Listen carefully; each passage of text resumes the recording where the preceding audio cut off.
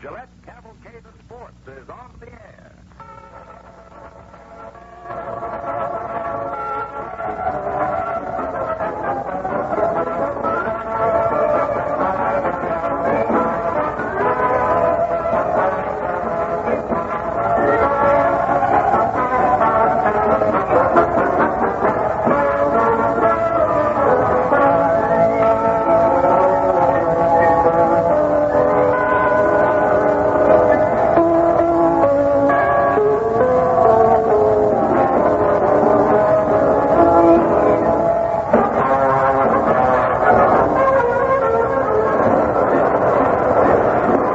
Baseball fans, this is Bob Neal in Ebbets Field in Brooklyn, where we're set to bring you the sixth game of the World Series between the New York Yankees and the Brooklyn Dodgers. Broadcasting these World Series games is a part of Gillette's continuous cavalcade of sports, which during the year features such outstanding events as the Rose Bowl game, Blue-Gray game, Kentucky Derby, All-Star Baseball game, and the Fight of the Week every Friday night.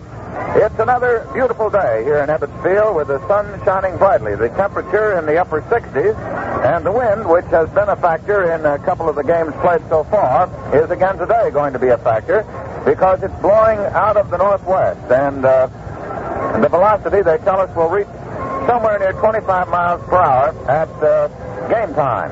The wind is blowing out towards right center field.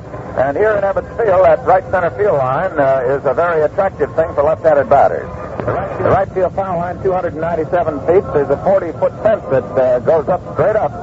But that has been no deterrent to these great hitters so far. Down on the field now, the two starting pitchers are starting to loosen up. This is the sixth game of the World Series. That's the official title that they've given this game today. But there's much more than just the sixth game being discussed. The Dodgers and the Yankees, and everybody in baseball is still talking today about the once-in-a-lifetime performance of Don Larson with his now world-famous no-hit, no-run, no-walk game. The first perfect game in World Series. Larson has been besieged, certainly, not only by fans, but by newspaper people getting autographs this morning. When he came out of the Yankee dugout, he was really stormed under. There's, however, no special favor for the big right-hander.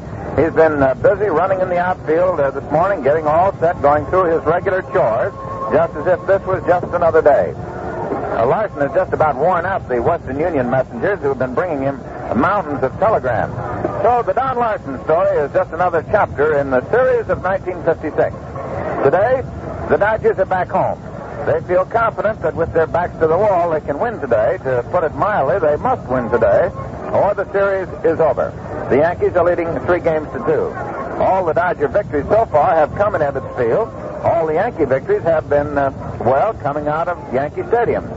Today is the birthday of Walter O'Malley. He's the president of the Dodgers, and Mr. O'Malley has instructed his manager, Walt Alston, that all he wants for his birthday is victory number 3 for the Dodgers. The story of past performances would favor Brooklyn. The Yankees have won only 1 out of 11 games played here in series competition. Ebbets Field being a rather tough park, apparently, for the Yankees to win. That victory came in 1953 when Johnny Podres lost to New York 11-7. Last year, the Yankees lost all 3 games in Ebbets Field. This year, they have lost the 2 games played here. Number 12, Tex Rickard, who is the official voice of the Dodgers here in Ebbets Field, is now tolling off the lineups for the Brooklyn Dodgers and the New York Yankees. There has been considerable question about who actually would start for the Yankees. Casey Stengel had said last night that he would take a look at Johnny Cooks and Bob Turley when they warmed up and then would make his decision. However, about a half hour ago when we were talking to Mr. Stengel, he said that he felt that Turley was more deserving of the starting assignment because in his relief performances so far in the series, he had been superb. Turley has appeared in 2 games. He's worked a total of 1 in the 3rd inning. He has not given up a hit, and he has not walked anybody, which is rather a good indication for Mr. Turley. He has struck out 3. So Bob Turley, who, like Don Larson, has modified his wind-up and delivery, he just stands out there on the mound and pushes that glove against his pitching hand and then uncorks the ball. Asking him before the game if he felt that it helps him some, he said it certainly does. because you have an opportunity to focus your viewpoint on the plate, and he feels that it somehow sets off the timing of the batter because the batter does not have a time to swing and loosen up the bat while the pitch is in the motion. Well, now let's take a look at the lineup for the Yankees. First off, leading off and playing in right field for New York today is Hank Bauer. Hank has had 6 hits in 22 times in the series. He has struck out 4 times, has hit 1 home run, has 3 RBIs, and he's hitting .273. Joe Collins will bat second and play first base. Joe has 3 hits and 16 times at bat, 1 double, 2 runs batted in. He's walked twice and has struck out 3 times. He's batting .188. Mickey Mantle will bat third and play center field. Mickey has 5 hits and 17 times at bat, 3 home runs, 4 RBIs. He's walked 4 times. He's struck out twice. And his batting average is .294. Yogi Berra will bat fourth. Yogi has 5 hits and 18 times at bat, has 1 double, 1 home run, 6 RBIs, 2 base on balls, and he's struck out 1. And Yogi's batting .278. Enos Slaughter, the only man in the series who has not struck out, as far as the starting lineups are concerned, has still 7 hits and 17 times at bat, 1 home run, 3 walks, and 4 RBIs. And Enos is carrying into this game a .412 batting average. Billy Martin will bat 6th and play second base. Billy has 5 hits and 18 times at bat, 2 home runs, 3 RBIs, 1 base on balls, and 4 strikeouts. And by the way, Martin's home run, one of the 2 came in the first game. Joe McDougal will bat 7th, and he will play shortstop. He has 2 hits and 13 times at bat, 1 RBI, 3 walks, and 3 strikeouts. Gill batting .154. Andy Carey would go to the mound, will be at third base, and he'll probably walk over to the mound a few times. Andy has 3 hits and 12 times at bat. He struck out 5 times. He is hitting .250. And certainly his superb play yesterday on a smash by Jackie Robinson was one of the reasons Bob Turley was able to go with the perfect game. Bob Turley will pitch the big, strong, or Don Larson, I beg your pardon. And Bob Turley out there now, number 19, loosening up, getting all set, has had 2 official times at bat, and he's 0 for 2. So that's the lineup for the Yankees. And for the Brooklyn Dodgers, Jim Gilliam will lead off and play second base. Jim has 1 hit and 17 times at bat, 2 RBIs, 5 base on balls, has 2 strikeouts, and Jim's hitting .059. At shortstop and batting second for the Dodgers, Pee Wee Reese has 6 hits and 21 times at bat, 1 triple, 2 RBIs, 5 strikeouts, hitting .286. Batting third and in center field for the Dodgers, the Duke, Snyder, hitting .235. 4 hits and 17 times at bat, 1 double, 1 home run, 3 walks, 4 RBIs, and 7 strikeouts. Jackie Robinson will bat fourth, and he will play third base. Jackie has 5 hits and 17 times at bat, 1 double, 1 home run, 1 RBI, 3 walks, and 1 strikeout. Gil Hodges, carrying a .412 batting average into today's game with 7 hits and 17 times at bat, is but 1 RBI away from tying Lou Gehrig's mark. However, Lou set that in 4 games. So Hodges will be at first base. Sandy Alamos, who has 1 hit and 13 times at bat, will be in left field. Sandy has 1 run batted in, 1 walk, 3 strikeouts. He's batting .077. Carl Furlow, the strong man, will be in right field for the Dodgers. Has 5 for 18, .278 batting average, 2 doubles, 1 run batted in, 2 walks, and 1 strikeout.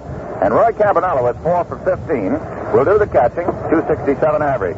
Clem Labine will do the pitching today for Brooklyn. Clem has never started a series game. He has relieved 8 times in series competition, 3 and 53, 4 and 55, 1 and 56. He worked 2 innings in the third game, you may recall, and he worked well. He has a 1 victory, 2 loss record in the series. He lost twice at Yankee Stadium in 53, and he won the 4th game at Ebbets Field in 55, 8-5. His record on the season was 10 and 6. He started only 3 games. He appeared in 62 games, which shows his great value to the Dodgers. He gave up only 111 hits in 115 and 2/3 innings, and only 43 earned runs for a remarkable earned run average of 3.34. Clem was born in Lincoln, Rhode Island, August 6, 1926, 6 foot, 185-pounder. He broke an index finger on his pitching hand about a year ago, or perhaps more. And the finger, the extreme outer joint did not heal correctly, and it toes in a little. Clem explains that helps the ball have a little more spin than perhaps would normally come from a hand that was not broken. I don't suggest that little leaguers go around and break their index fingers, but that's what happened to Clem Labine. So the fans have jammed in here. Clem Labine has finished his warm-ups, and ladies and gentlemen, our national anthem.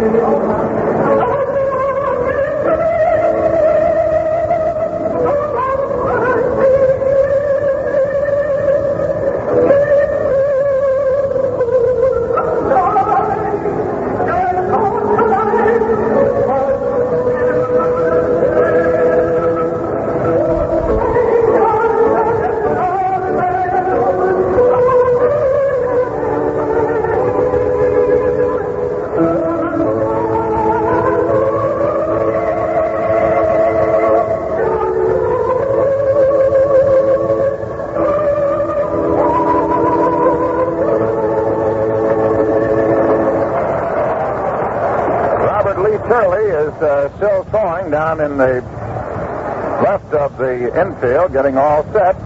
Born September 19th, 1930 at Troy, Illinois. He's 6'2", 205-pounder. Used to be a blazing fastballer. Now with his modified delivery, he tries to get the ball over. This will be Bob Turley's second appearance. He's made 2 relief appearances in this series, striking out 3 of the 4 men he faced. He lost his only start in World Series competition to Padres in the 3rd game of 1955. So Bullet Bob Turley goes for the New York Yankees. Clem Labine goes for the Brooklyn Dodgers. And the Dodgers, with their backs to the wall, must win today to continue the fight for the World Series championship of 1956.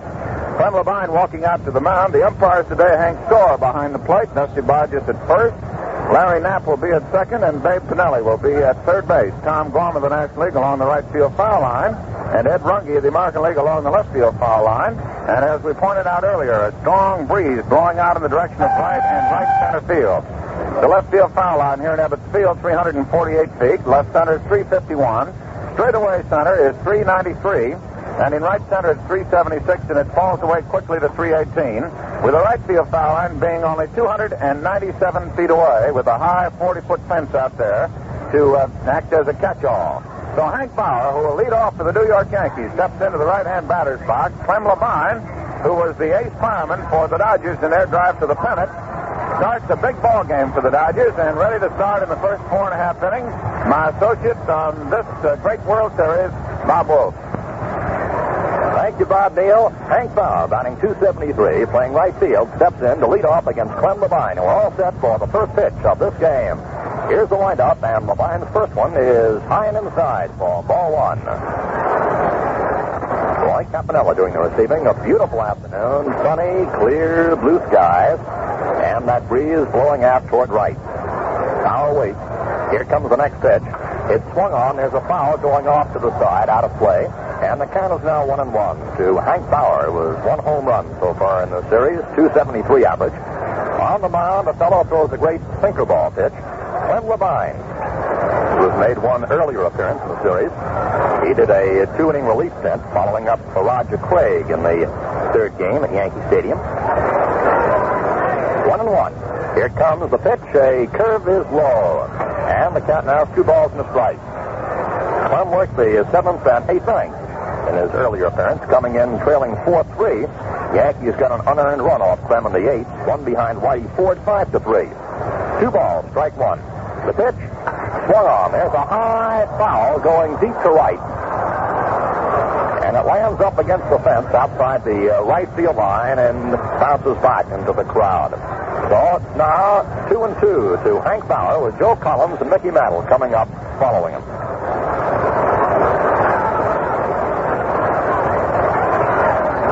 In his prior appearance against New York, Clem gave up a run-scoring double to Yogi Berra, walked 1, fanned 2 in his 2 innings. He delivers. There's a ball going out to short center field. Snyder's racing in for it. Can't get it. It drops in there for a base hit in the short center. And Bauer is on with a single. Hank Bauer leading off with a single in the short center. Jim Gilliam, the second baseman, also was going out. Reese started out. And Snyder making the run in. Could not get to it.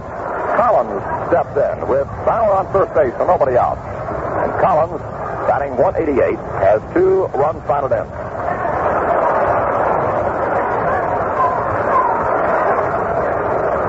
Left-handed batter with a crouch to the plate. Here's the pitch. A curve is low, and the count is ball 1 to Joe Collins. Bauer on first. This is the top of the first inning. Another capacity crowd here in Brooklyn. And that breeze blowing out toward right. The Vine, right-hander, gets the sign. Stretch a pause and look toward first. Here's the pitch. And there's the ground ball going out to Gilliam. Over to Reese, gets 1. The first, double play. Gilliam, to Reese to Hodges. 2 away.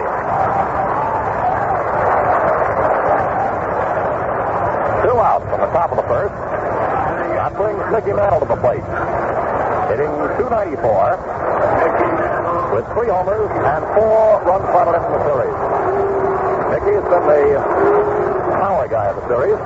His 3 homers are tops for both clubs, as are his 14 total bases. And they're using the Mantle shift with Reese, Gilliam, and Hodges on the right side of the infield. The pitch comes from low for a ball. Robinson is the sole protector of the left side, and Jackie is stationed midway between second and third.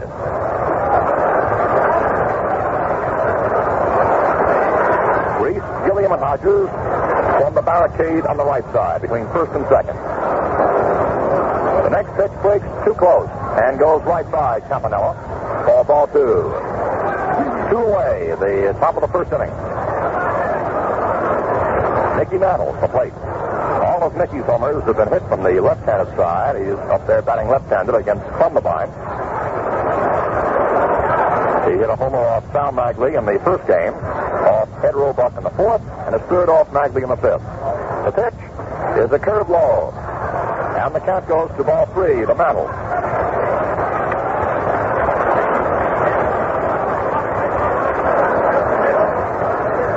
Is playing deep in right. Snyder's moved over to right center. Ambrose so far away from the line and left. There's a ground ball going to Gilliam. The throw to Hodges for the out.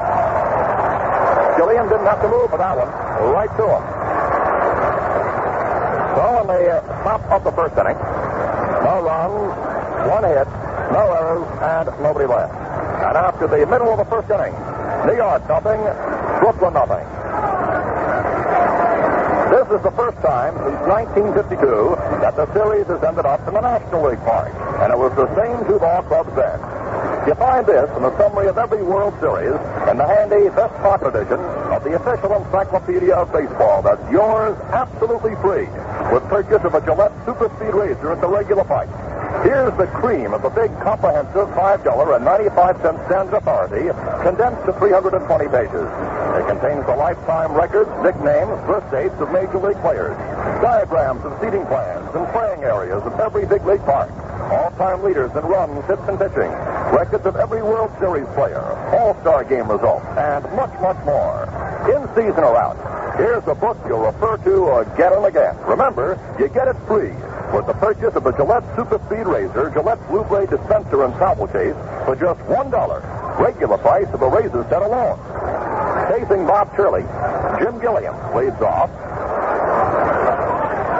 followed by Reese and Snyder in this home first. Gilliam is batting .459, but he leads both clubs in drawing walks with 5.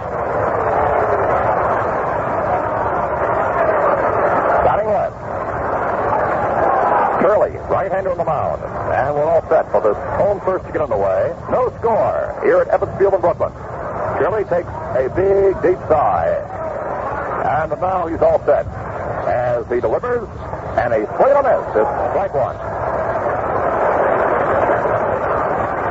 As the ball game gets underway with Shirley pitching, a rather unusual sight. And that is down in the Yankee bullpen. At the same time that Turley is on the mound pitching, Johnny Cook is warming up. There's a high hopper over the pitcher's head. It's taken by Martin. He throws to first for the out. Beautiful play.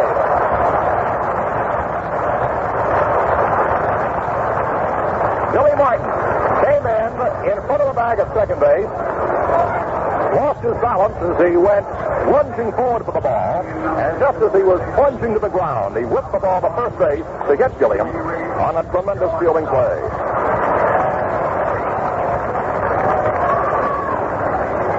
Pee Wee Reese is hitting .286.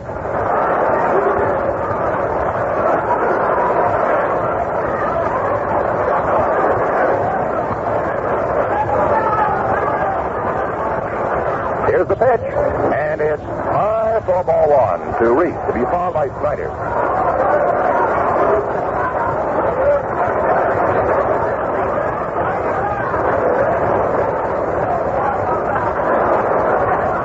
There's a foul back over our heads, and the count now is 1-1 to number one, Pee Wee Reese, and there's one out.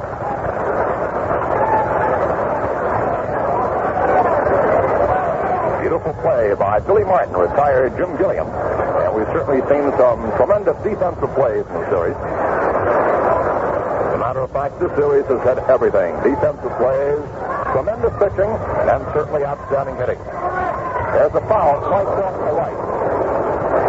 Going just above the Dodger dugout and back into the stands. And it's now 2 strikes in the ball to Reese as Yogi Berra rubs up a new ball, throws it out to the mound to Bob Turley. Turley, 26 years old. Born in Troy, Illinois, lives in Baltimore. He's 6'2", 210 pounds. Known for that great speed and a good curveball, which he has developed along with it. 2 strikes in the ball. The pitch comes in high. And the count now is 2-2 to Reese. Turley was the American League strikeout king with the Orioles back in 1954 with 185. He finally relinquished the title to Herb Score in 1955. And Turley's pitch is swung and a miss. And Reese is out. It's very interesting to note that Turley, like Don Larson, has an abbreviated windup. Doesn't hoist the arms high above his head. And you may also recall, like Don Larson, that they both came to the Yankees in the same deal. Came from Baltimore in an 18-player deal back on November of 1954. Here's the Duke, Duke Snyder, with 2 away in the home first. The pitch, swung on a miss, and that time Snyder really took a cut at the ball. He was going whole hog. It's strike 1. Snyder is 1 homer and 4 RBIs.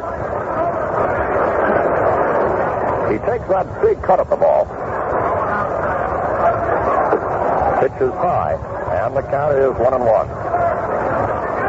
The Duke has struck out more times than any other player in either club, 7. He's taken the third strike 3 times, swung at the third one 4 times, but is a very dangerous hitter at all times. He looks at a curve as it drops low, and it's 2 balls, strike 1. Here's a fellow with an explosive bat at the plate. He can really powder that apple. So he's up there now. Big left-handed batter with ball 2 and strike 1. And 2 away in this home first. A ground out and a strikeout. The pitch is fouled back, out of play. Count now is 2-2 to Duke Snyder. We're in the home first, and there's no score in the ball game. Yogi Berra rubbing up a new ball before sending it out to the mound. Hank Soar is calling balls and strikes this afternoon.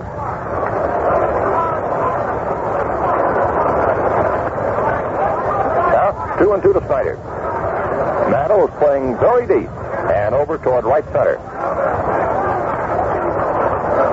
Here's the pitch. And there goes the line drive to left. Porter comes in, can't get it. Takes it in the house.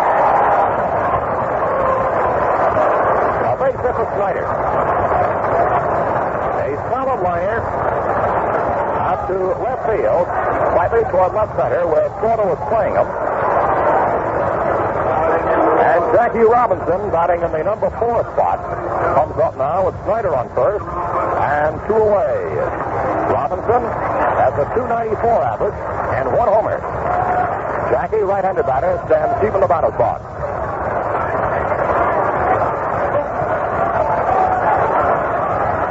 Here's Curley's pitch, and it's over the outside corner for a called strike. Each side has had 1 hit in this game. In the top of the inning, Bauer had a base hit, 20 yards. And here in this home first, Snyder is on first base with a hit. 2 away. Robinson waits. Strike 1 the count. And the pitch is inside. The count now 1-1 to Jackie Robinson, batting in the number 4 spot for the Brooklyn Dodgers.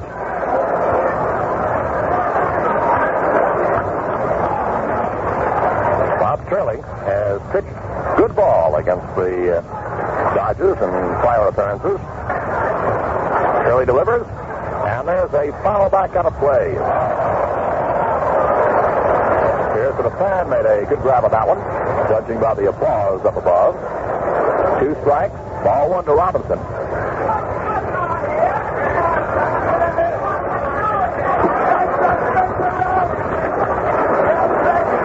Struck in the pause by the right-hander. And the pitch. There goes a line drive right to McDougal. He didn't have to move. A well-tagged ball. So Robinson is out to retire the side with no runs, 1 hit, no errors, and 1 left. The score at the end of the first inning. Yanks nothing, Dodgers nothing.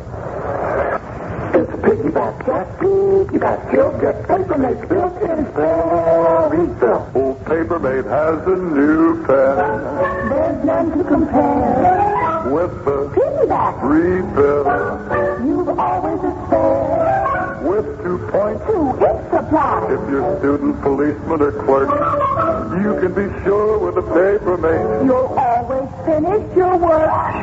No more aggravation. You won't tear out your hair. See the demonstration of the piggyback spare. Papermate's $1.95. It's the most. It's the end. Why, man alive. Buy a Papermate. You'll say it's French when you write with the Papermate pen.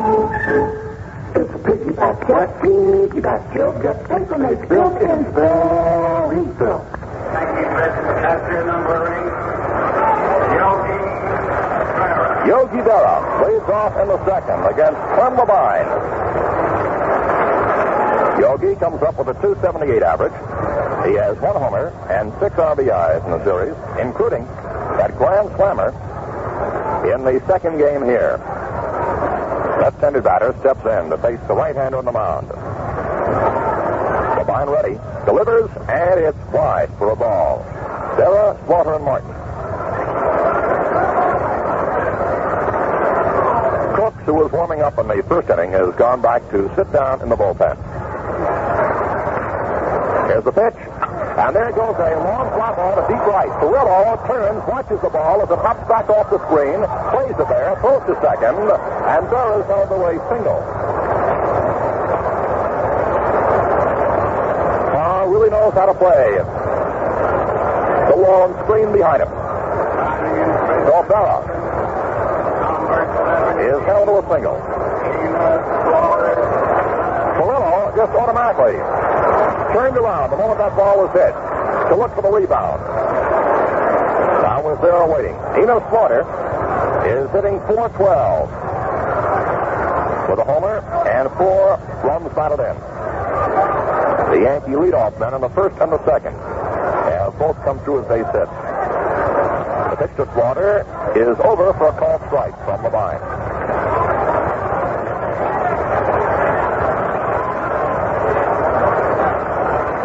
Jackie Robinson has come in just on the edge of the infield grass. Here's the pitch, and it's taken low. 1-1.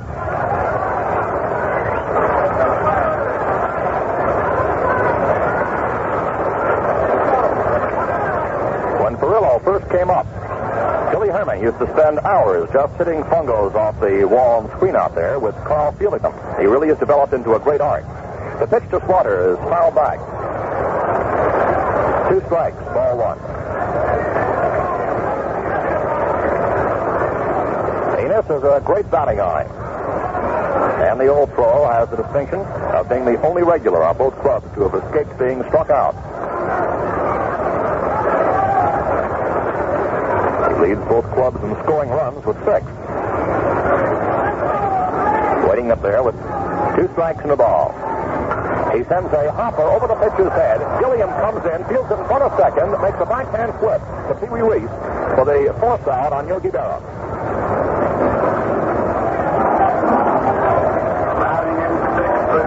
Slaughter is on first. And here's Billy Martin. Gilliam cut in front of second to make that play backhanded to Reese to get Berra. Took some quick fielding. There was no chance for the throw to first after Reese had grabbed the ball. Martin is hitting .278. Slaughter on first, 1 out. There's a foul going off to the right, out of play for strike 1.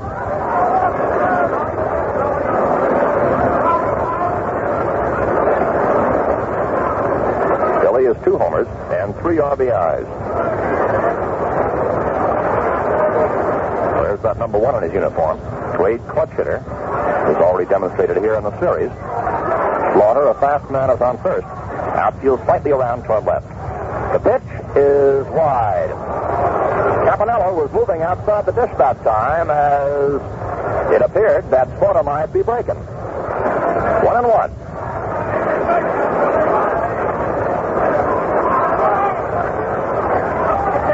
Slaughter leads off first and draws a throw. That last one that Levine threw up to the plate may have been there in the form of a pitch out. At any rate, it broke a little further away from the plate than it appears the pitcher had anticipated. Campanella made a good save. Here it comes over for a called strike. And it's 2 strikes and ball 1 to Billy Martin. The Levine keeps the ball low. He has a good sinker pitch, good curveball, and good speed. On first base. Takes the lead. 2 strikes and a ball. Here it comes. And Martin sends a routine fly ball into short right center. Snyder makes the catch.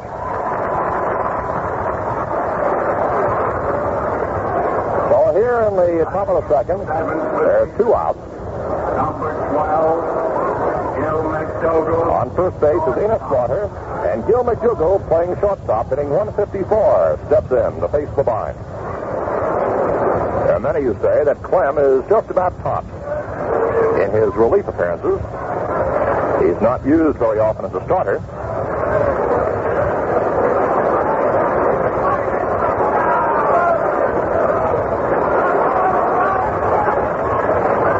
The pitch is a curve for a called strike.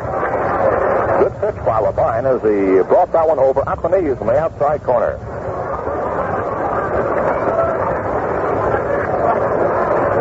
Strike 1 the count. A throw to first base and Slaughter gets back to the bag. McDougall steps outside the batter's box. Now Gil is back in. Outfield is back deep for him. Slaughter again leads off first. Here it comes, and there's a foul going off to the left and going into the New York Yankee dugout. 2 strikes to Gil McDougall. Little plate dusting by Hank Soar. During the regular season, Levine posted a 10-6 record.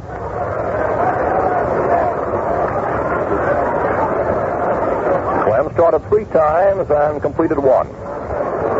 Relieved 59 times. 2 strikes to count. Slaughter leads off first. Here's the pitch, and it comes in low. 2 strikes and a ball.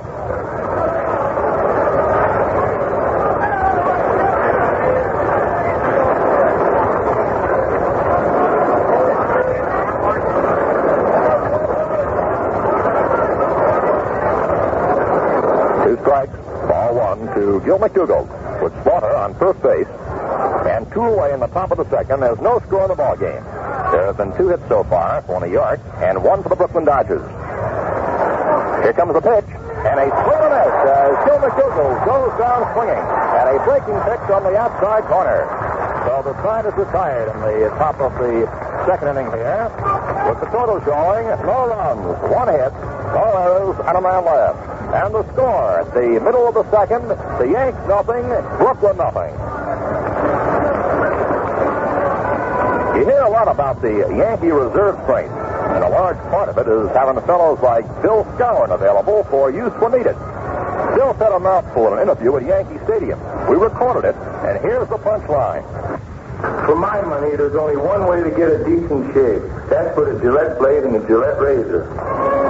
And when Bill says Gillette razor, he means it's Gillette Super Speed. Today there are 3.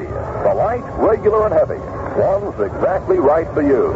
Scientifically designed with the right blade edge exposure, edge angle, and weight to match your skin and beard exactly. What shaves you get. Quick, clean, they never miss. And they're so easy to come by. Twist the handle, hook on a new blade, twist again, and you're ready to shave. $1 buys the Gillette Super Speed Razor, Gillette Blue Blade Dispenser travel case, and as a World Series special, you get the fact-filled baseball encyclopedia attached free.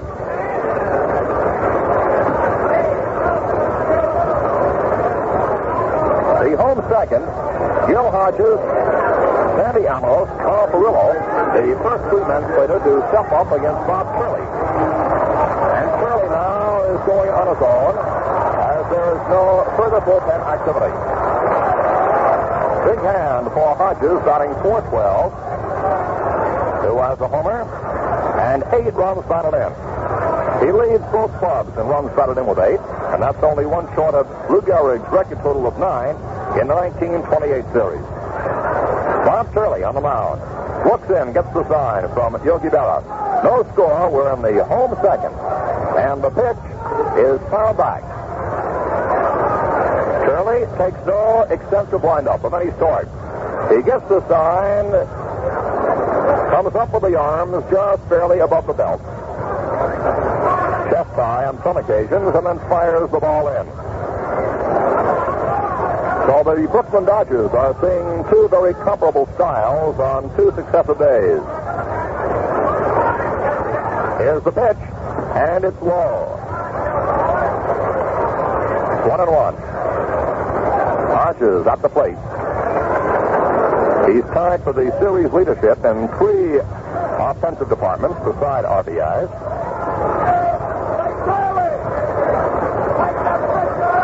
Right-handed batter waiting. Here it comes. And the pitch is high, almost sailing over Berra's mitt for 2 balls and strike 1. And the home second, no score in the game. Gill's .412 batting average tied him with Enos Slaughter of the Yankees starting out today. And his 7 hits also tied him with Slaughter for number 1 spot in that department.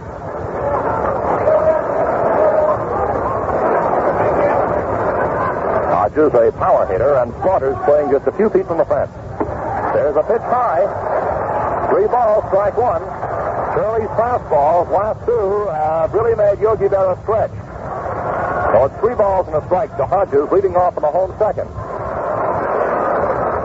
Shirley, during the course of his pitching career in the majors, has changed his style many, many times. There's ball 4, also high on a fastball. Hodges moves to first base, and Sandy Ambrose, batting .077. Playing left field, comes up. Sandy Ambrose steps in, Hodges on first. And the pitch high for a ball. Ambrose. In and waiting. With the count ball 1. Hodges on first, there's nobody out. Stretch in the pause by Shirley. And the pitch. There's a ground ball taken by the first baseman Collins. He throws to McDougal for 1. Back to the pitcher covering him first, too late.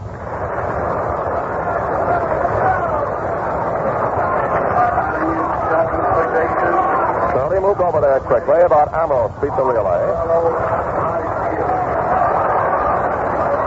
Here's Carl Perillo batting .278. That play at second went from Collins to McDougal. And now Ambrose leading the relay to first. Cross first safely as Hodges was forced to second. Perillo batting .278 steps up with 1 out and 1 on. No score in the home second. And Turley working as Cooks warms up in the Yankee bullpen. The pitch is low for a ball. Carl is tied with Gil Hodges for series leadership in doubles. Each is 2. You may recall that one of Perillo's doubles wound up as an out at third with the Yankees pulling off a brilliant relay.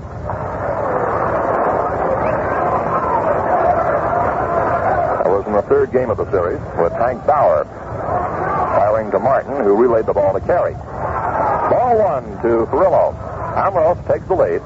Stretch in the pause by Turley, and the pitch is swung on a miss. It's a 1-1 count to Big Carl.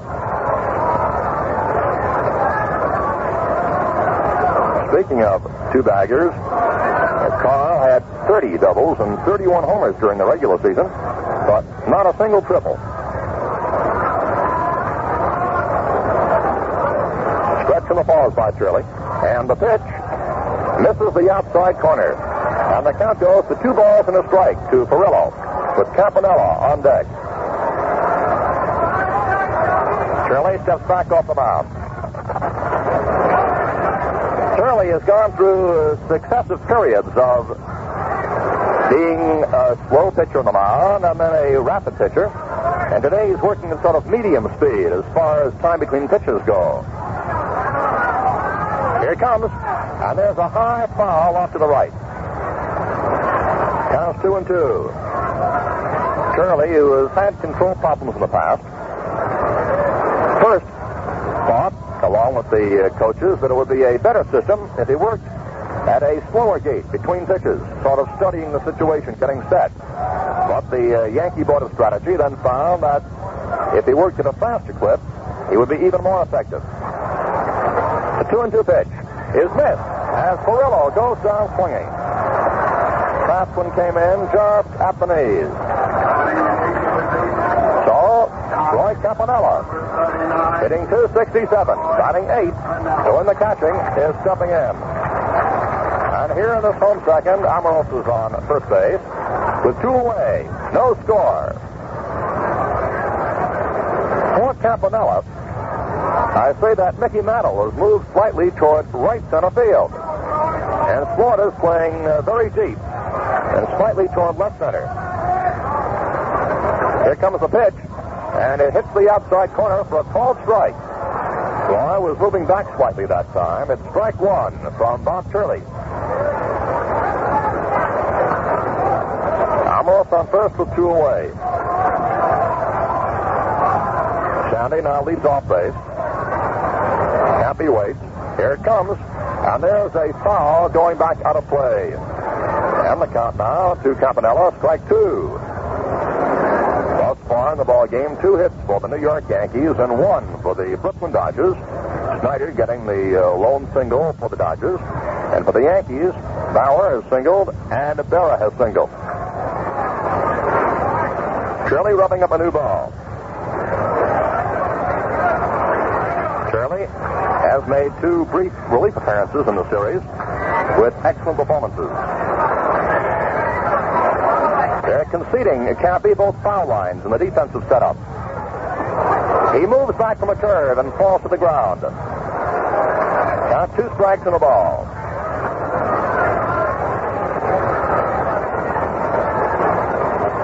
Bob Turley, relieved in the 8th inning of the opening game. Next day, came in also in relief. 2 strikes and a ball. And the next pitch drives Campanella back from the plate. And the count goes 2-2 with 2 outs and a man on first. Prior to his appearance today, Turley had faced 4 batters in the series and retired them all, 3 by strikeout. He also made 2 appearances in the 1955 series, losing 1 game. 2-2. Stretch in the pause by Turley. And the pitch is missed by Campanella. He goes running a strikeout. That's 2 in a row to end the home second. 3 strikeouts altogether. And the total show, no runs, no hits, no errors, 1 left to score. After 2 innings of play, Yanks nothing, Dodgers nothing. Look sharp, feel sharp, be sharp and listen, mister. How you fix for play? How you fix for play? You better check. Make sure you have enough for the worn out blade. Make you shave and mighty tough. How you fix for play? Better look. Gillette. The 3rd inning. No score in the ball game. And the first man up for New York is Andy Carey, batting .250. Among other highlights of the series, Carey took Hodges' low liner in the 8th inning yesterday, just inches off the ground. The umpires signified that the ball had been caught cleanly, but Andy, taking no chances, still got the ball over to first.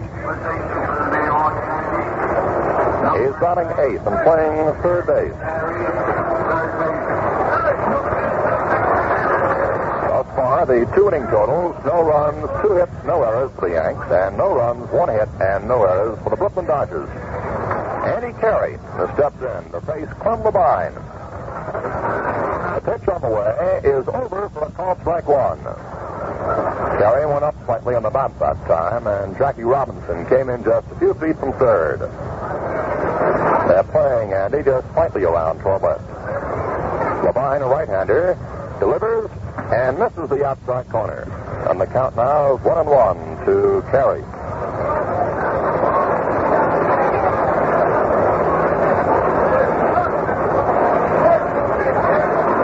Andy stands very deep in the batter's box.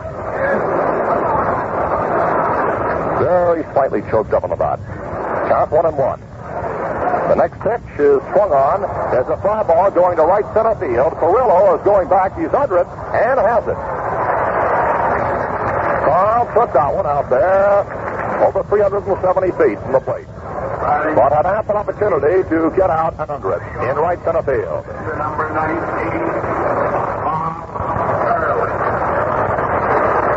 Bob Turley steps in with 1 out and nobody on in the top of the 3rd. No score in the ball game. And we're being treated to another great pitching duel in these early innings. Labine and Turley, both men working and looking very sharp. A curveball moves Turley back. It's ball 1. Labine throws that sinker. Fastball sinks 2. Curve drops down. It's a tough ball to hit. And there's one fired down the middle, and the count is strike 1 and ball 1. Turley taking the last pitch. Labine goes to the rosin bag.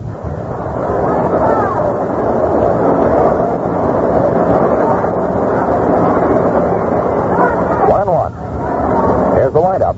Right-hander delivers, and he's over the outside corner for a called strike 2. 2 strikes, ball 1 to Turley.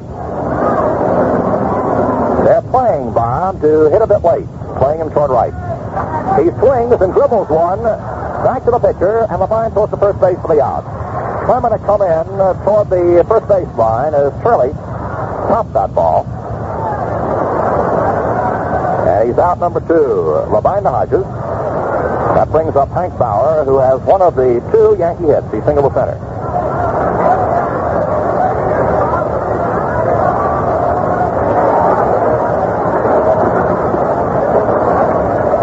Steps in with 2 outs. Swings and misses. Strike 1.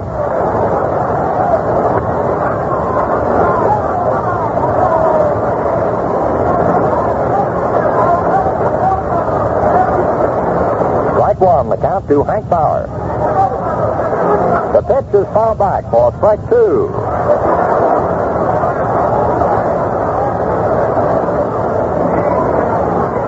Two strikes to count. This is Labine's first start in a World Series game. He's relieved 8 times in series competition. Has 2 strikes to Bauer with 2 away and nobody on base. No score, 3rd inning. Right-hander delivers, and he's inside and high. Levine established a Brooklyn club record in 1956 by pitching in 62 games, 15 unreleased, 3 starts.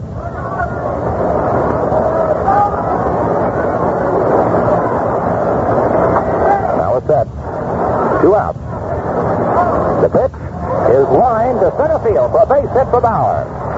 Coming in the field, the ball is Snyder, and Bauer has the second hit. A sharp liner to center field. Putting a man on first with 2 away and bringing up Collins.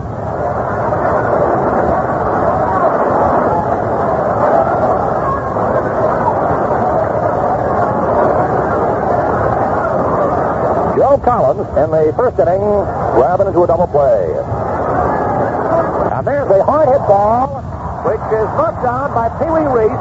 It dribbles a few feet away, and it's a base hit for Collins as Bauer moves in a second.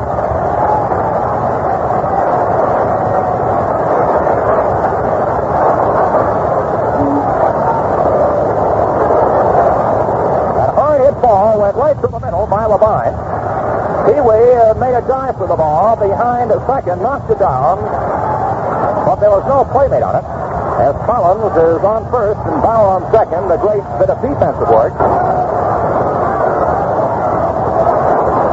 Mickey Mantle comes up with 2 on and 2 out. Sends a high hopper to Gil Hodges, who goes to the bag and wrangles out.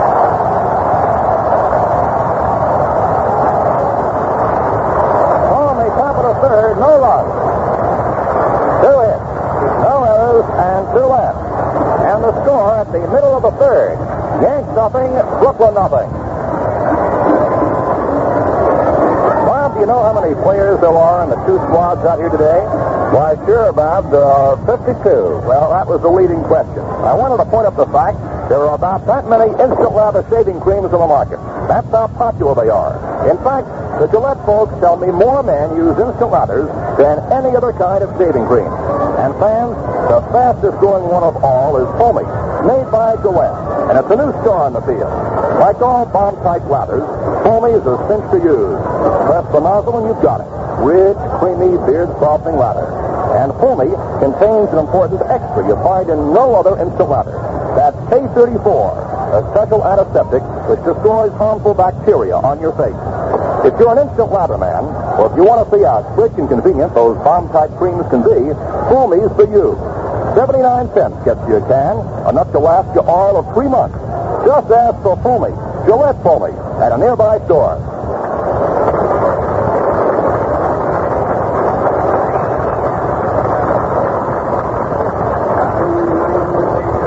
Clem Levine leads off in the home third. And there's no score in the ballgame. There have been 4 hits so far for the Yankees, 1 for the Brooklyn Dodgers. Levine steps in. In 8 2/3 innings of series pitching, including last year, Shirley has fanned 13 Dodgers, and the first pitch to Levine is a called strike 1. He has 3 strikeouts today.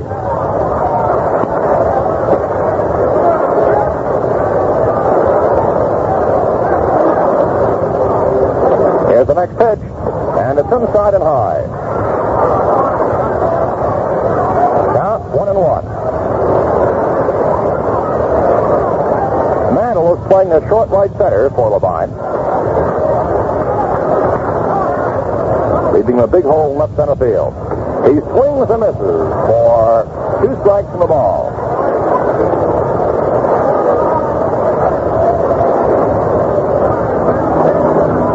The Dodgers have won 5 consecutive series games from the Yankees here at Ebbets Field. They're mighty tough in their own ballpark. A swing and a miss, and Clem Levine is the 3rd strikeout in a row by Shirley. Following 2 strikeouts in the home second. He's the first here of the third, the home third, and he's Shirley's 4th strikeout of the ball game. Here's Gilliam, who went out on a fine play by Martin in the first inning. Gilliam steps in. 1 out, none on. Shirley looks in, gets the sign. Right-handed pitch, is sent high in the air to left field. Enos Slaughter, glasses on, waiting. He can't see it. It's right in front of him. Gilliam goes in a second. He's thrown out. The ball whipped in to second base, and Billy Martin made the tag as Gilliam slides the two.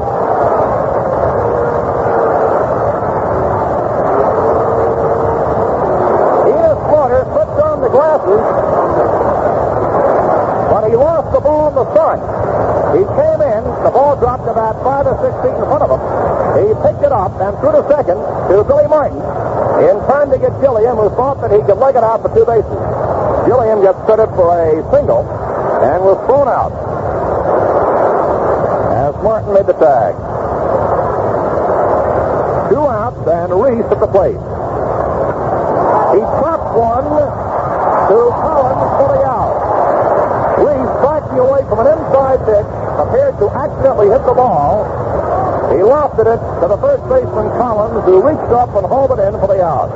And there we've seen 2 unusual plays here in this home third, and the side is retired. So in the third, no runs, 1 hit, no errors, and nobody left. And the score, after 3 innings of play, the Yanks nothing, Brooklyn nothing.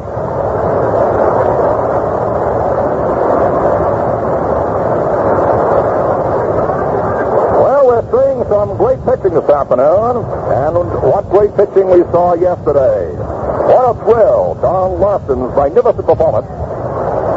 There's one that will never be forgotten. Just tremendous. You know, Larson broke into the majors with the St. Louis Browns back in 1953 and played the outfield as well as pitch. He was traded to the Yankees in 1955, posted a 9-1 2-loss record. Don was born in Michigan City, Indiana, 27 years ago. You can put your finger right on facts like these in a jiffy with the new condensed edition of the official encyclopedia of baseball. This handy 320-page digest of a big, comprehensive standard authority on the game is yours absolutely free with purchase of the Gillette Super Speed Razor at the regular price. Better pick up your copy tonight. In the 4th inning, Yogi Berra leads off for New York. He fouled by Enos Slaughter. Berra sends a ground ball out to Gilliam, who makes the throw over to Hodges, and Yogi's out. So Berra has 1 for 2 today. Here's Enos Slaughter, who turned adversity into good fortune. He lost the ball out there in the sun. It's all right in front of him. But he got it over to second in time to get Gilliam trying to make 2 bases on the play. Slaughter is 0-1 at the plate this afternoon. Here's the pitch. And there goes a high fly ball to deep center field. Snyder's going back, and he has it. About a foot or so from the cinder path in deep center. 2 outs in the top of the 4th inning. As Billy Martin, who flied out to center in the second, comes up now with nobody aboard.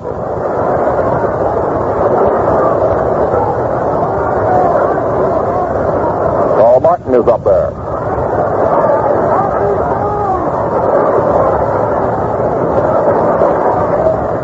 And the first pitch breaks from the outside corner for a called strike to Billy Martin. Billy steps out to get some dirt.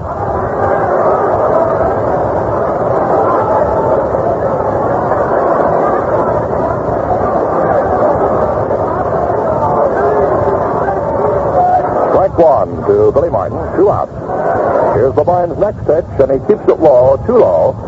This time it's ball 1, 1-1. Yankees with 4 hits. All have been singles. And the Brooklyn Dodgers have 2 hits. They also have been singles.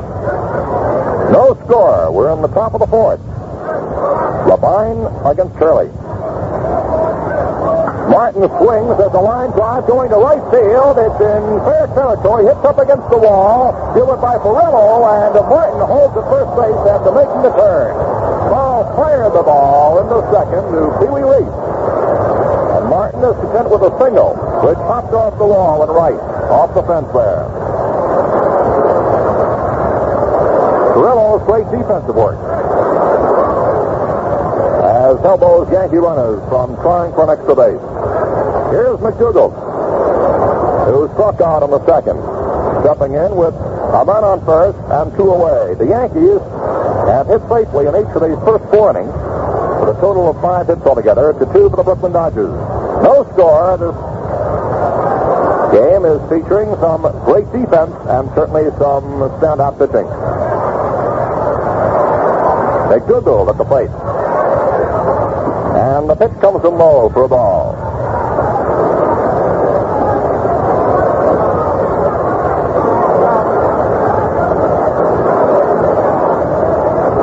McDougald looks out for the mound. Now the bind set. Stretch in the pause. The pitch is over for a called strike. A breaking pitch just above the knees in the inside corner. And the count now to McDougald is 1-1 as he steps out. Looks down to Frankie Crissetti at third, coaching there for the moment. Now he's back in. Outfield slightly around toward left. Martin leads off first base. Count 1-1, 2 away. There goes Martin, and the ball is fouled at the plate. Billy had a big jump that time. He was off and running. And it's now 2 strikes and a ball to McDougald.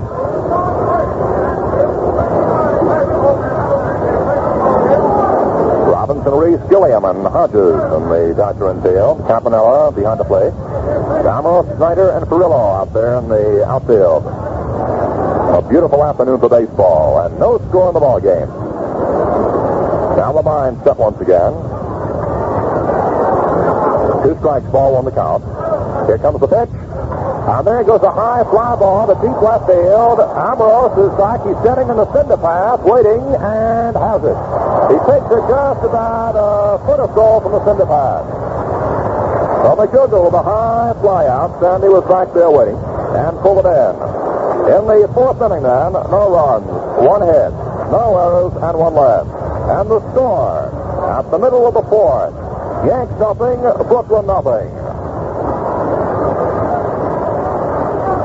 Curley pitching to Snyder, Robinson, and Hodges. You know, Curley has a good fastball and a good curve and a good changeup.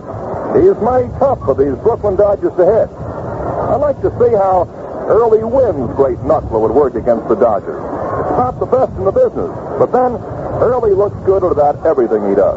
And he sure looks good when he leaves the park. Well-groomed, clean-shaved. He uses a Gillette Super Speed razor. Have you looked over the 3, light, regular, and heavy? One is scientifically designed for your combination of skin and beard. Those shaves you get. Fast, refreshing, and clean. That's guaranteed. The light Gillette Super Speed razor with minimum blade edge exposure is for men with tender skin and most younger men. The regular is for average skin and beard. The heavy with greater blade edge exposure and special edge angle is for men who like the heft and feel of a heavier razor. $1 buys the Gillette Super Speed razor of your choice with Gillette Blue Blade dispenser and trim travel case. And while they last, you get the compact official baseball encyclopedia free.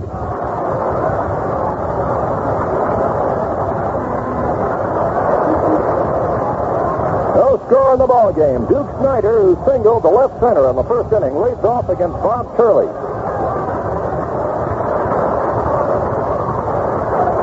The Duke steps in. On the outfield goes deep. Curley gets the sign for Berra. Here's the pitch, and it's blown inside for ball 1.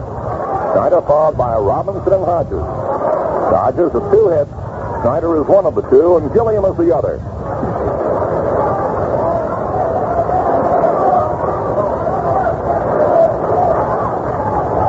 Here's the next one. A curve is missed, and it's 1-1 to Snyder. Curley's been bringing that glove up just about belt high as he starts his delivery, whipping the ball in from there.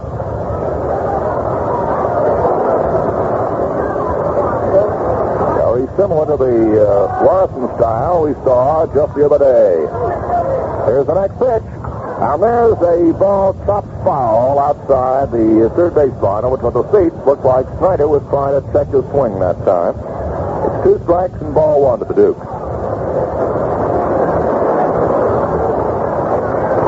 Curley rubbing up a new ball. Steps back off the mound.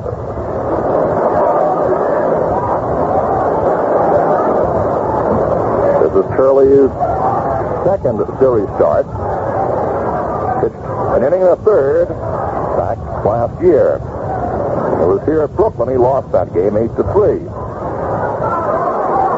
His record this past season, 8 wins and 4 losses. Gets a new ball. Now little rosin. And now he's all set once again to look in toward the plate where Snyder is waiting. With a 2-strike ball, 1 count. Leading off the home fourth. Here comes the pitch. And a swing on it. Snyder is out. This Turley is notching up the strikeouts. That's 5 so far. And it brings up Robinson, who lined one to Gil McDougall in the first inning. 1 out. And nobody on. Battle is now moving over slightly toward left center, and he's playing deep for Robinson. With Slaughter back, got sun beating down, and deep left. There's a pitch low for a ball. Ball 1 to Jackie Robinson. Andy Carey has moved over close to the line, behind third, and McDougall has pulled over a bit more in the hole. And now Robinson steps out. Gets a better grip on that bat. Now he's back in. Ball 1 the count. Here's the pitch, and it's low. As soon as Robinson was set there, Turley quickly unleashed that one. Bob, once he gets set in pitching position, doesn't fool around. He just drills them in there. He takes a few seconds time between pitches. Ball 2 now to Jackie Robinson. Here's the next one. And ball 3, it's high and inside. We're in the home fourth of a scoreless ball game. Ball 3, the count to Robinson. So far, Turley has walked 1 man. That was Hodges. Back in the second. So there's the second walk as the pitch comes in high and inside. And Robinson is on the way to first base with 1 out. There's 1 on. And here's Hodges, who also has walked, coming up here in this fourth. At the moment, there's no activity in the Yankee bullpen.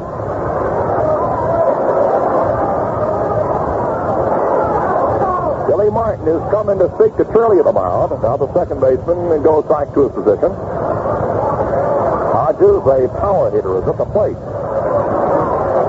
Gil adjusts his protective cap there for the moment before looking out for the mound. Outfield is far back for Gil. Robinson leads off first base. Big lead. Draws a look. Here's the pitch. Swung on is a fly ball going to short right. Bauer is in waiting. And he has it. So Hodges is out number 2. Robinson staying at first. There's no score. Robinson on first, 2 outs. The batter Ambrose. He's 0 for 1. He swings and misses for strike 1.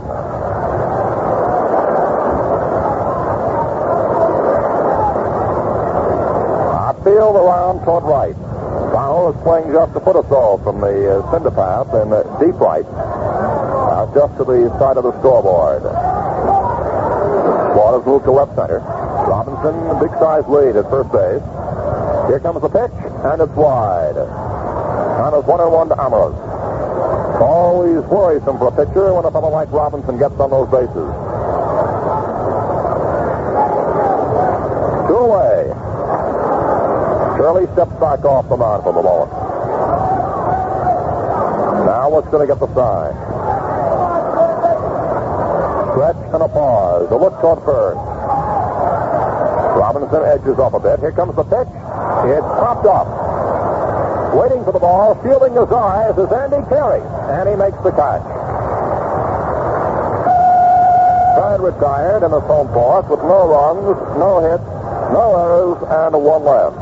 And the score at the end of 4 innings, New York nothing, Brooklyn nothing. Look, shot. Field shot. Lead shot. The only way to get a decent day is Gillette. Shave Gillette.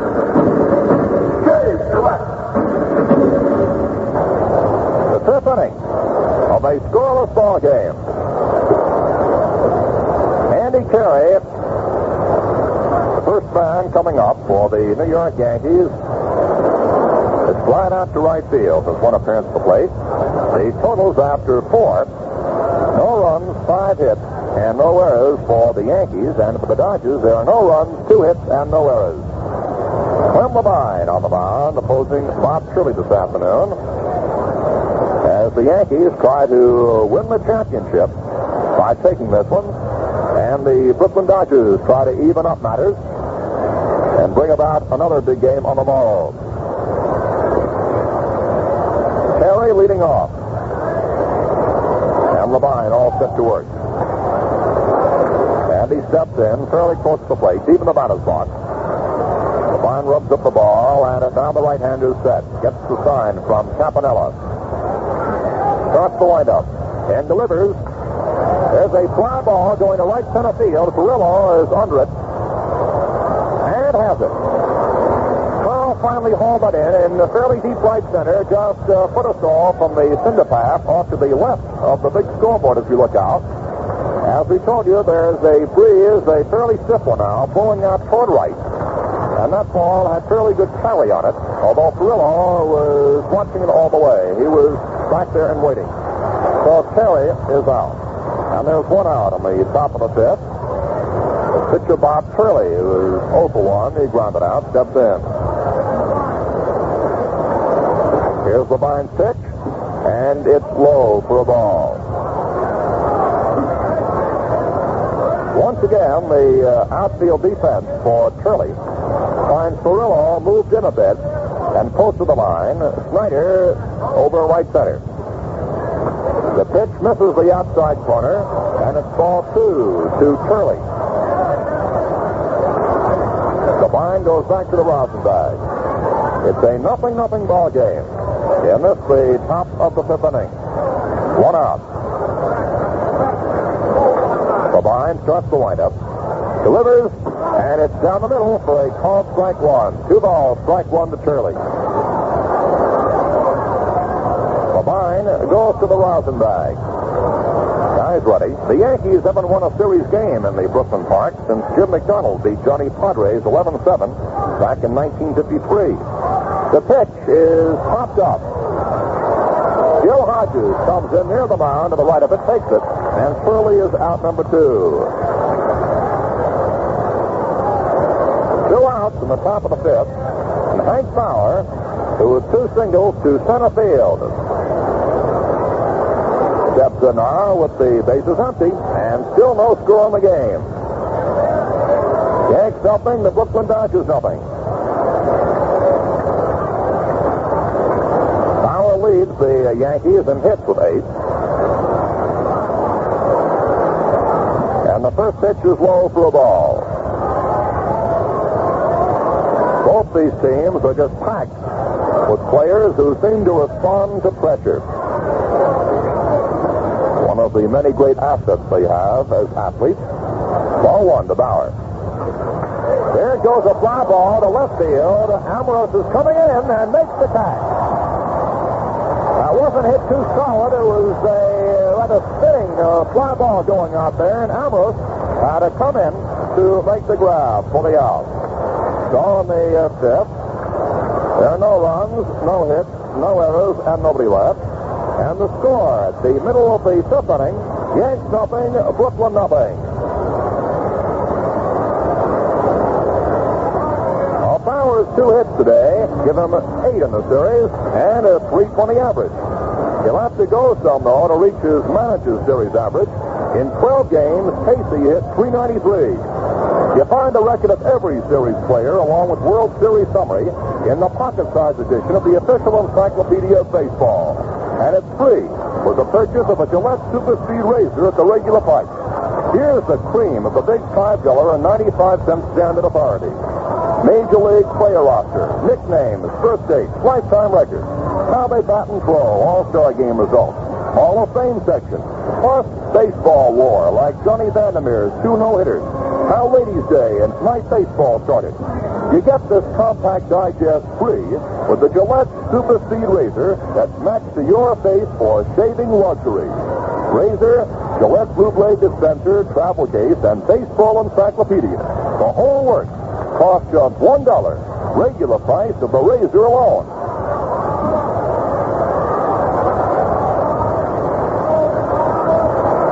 And now it's my pleasure to bring to the mic for the second half of the game a man who was known for his top-notch reporting, Bob Neal. Thank you very much, Bob Wolf. Hello, everybody. The last half of the fifth inning, the Brooklyn Dodgers send Carl Pillow against big Bob Turley. Pillow so far has struck out in his one appearance. He had 5 hits out of 18 times at bat in the series so far, which now gives him 5 out of 19. He steps out, waiting for Bob Turley to get up there. Turley with that modified windup, and the pitch comes to him, and he tries to duck away, and he lines a foul off the facing of the box seats back to first base. Strike one. Joe Collins is over to retrieve that ball. The Yankees have no runs. They have picked up 5 hits, and they have committed no errors. The Brooklyn Dodgers, no runs, 2 hits, and no errors. The outfield for the Yankees has Mickey Mantle a few steps over in right center. Deep in right is Hank Bauer, with Slaughter over in the sun field in left. Carries backed up along the foul line. Also, a right-hand batter bends at the waist, and the pitch comes, and he checks his swing, and a fastball pops over the outside corner, strike 2. So it's 2 strikes to Carl Pillow. He looks down for a little consolation to Billy Herman coaching at third. Jake Fittler coaching at first. Bob Turley looks into Yogi Berra. And the wind blowing strongly out towards right field. Here's the 2-strike delivery. A big curve that misses outside. 1 ball, 2 strikes now as Carl Pillow steps in there. Roy Campanella on deck shouting encouragement along with the bat boy at the brow. And Walter O'Malley, who's celebrating his birthday, sitting down there trying to cheer his team on to victory. Here's the 1-2 pitch. Comes to Pillow. It's close inside. Ball 2. Carl ducked out of the way of that one. Stayed right up there the last second. And Yogi Berra practically dug it out of his ear. So it's 2 balls, 2 strikes. The Dodgers with their backs to the wall trying to fight back. The Yankees leading 3-2 in the World Series in 1956. And it's back home for the Dodgers in Ebbets Field. Turley's ready. 2-2 delivery. Swung on and foul tip hung on to by Yogi Berra. Strike 3. So Perello becomes strikeout victim number 6 for Bob Turley. And that's the second time that Perello has gone down by a strikeout. So it brings up Roy Campanella, who in the second inning became the final out with the 3rd strikeout recorded by Turley. Campy's had 4 hits and 15 times at bat in the series, 4 for 16 now with 1 double, 3 runs batted in. He's walked 3 times, and he has struck out 5 times. Pitch comes to him, swings, misses, strike 1. Turley firing that fastball and keeping it close and inside, and Roy Campanella taking a big swing and not quite getting it. The outfield straight away. Left side of the infield backed up with Andy Carey about 3 steps off the foul line. The pitch comes to Campanella. Big soft curve outside for a ball. So it's 1 ball, 1 strike on the scoreboard with 1 out. Mickey Mantle straight away in center field. Slaughter deep in left. And around in right is Hank Bauer. Turley looks. And the kick and the pitch comes. A fastball swung on and missed. It's strike 2. So Bob Turley does not look like the Bob Turley that many of the American League clubs saw during the season of 1956, in that he has walked only 2 men. His control has been great. So it's 1-2 in the 1-2 delivery. Campanella swings and he misses for strikeout number 7 for Turley. So Turley's got the Dodgers going for the long ball, and he has struck out 7 of them.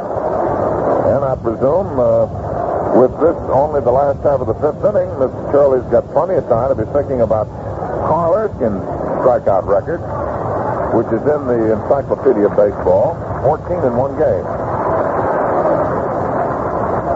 The batter now is the pitcher, Clem Labine. Clem is a pretty fine hitter. Wears number 41 and steps in there. He struck out in the 3rd inning. He was strikeout number 4 in Turley's string of 7. Fastball, strike 1 call. Kept it just above the belt on the outside corner. Mickey Mantle is fairly shallow and a few steps over in right center field. Bauer is around in right. The pitch comes. Fastball, swung on a miss, strike two. So Bob Turley, standing in there, has struck out the first two men to face him here in the fifth inning. He's got 2 strikes on Clem Levine. So he's ready, and the 2-strike pitch is swung on, and it's strike 3. So Bob Turley gets strikeout number 8. And in the fifth inning, the Brooklyn Dodgers go down in 1-2-3 order. No runs, no hits, no errors, nobody left on. And at the end of 5 full innings of play, the score is New York Yankees nothing and the Brooklyn Dodgers nothing. In the top of the 6th inning, for the Yankees, it will be Joe Collins going against Clem Levine.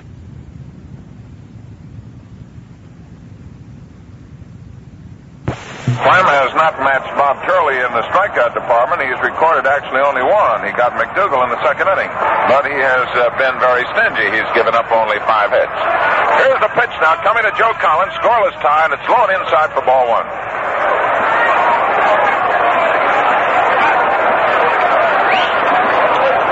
Of the 5 hits, Hank Bauer has 2 of them.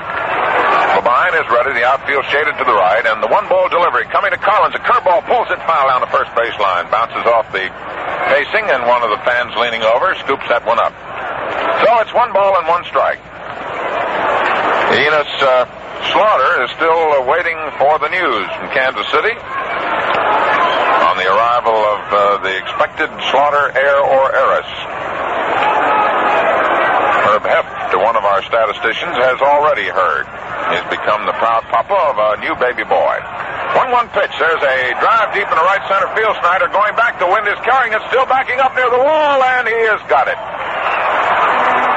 So Collins puts Snyder back near the curve of the wall to take his long bid for a drive here in the 6th inning, and there's 1 out.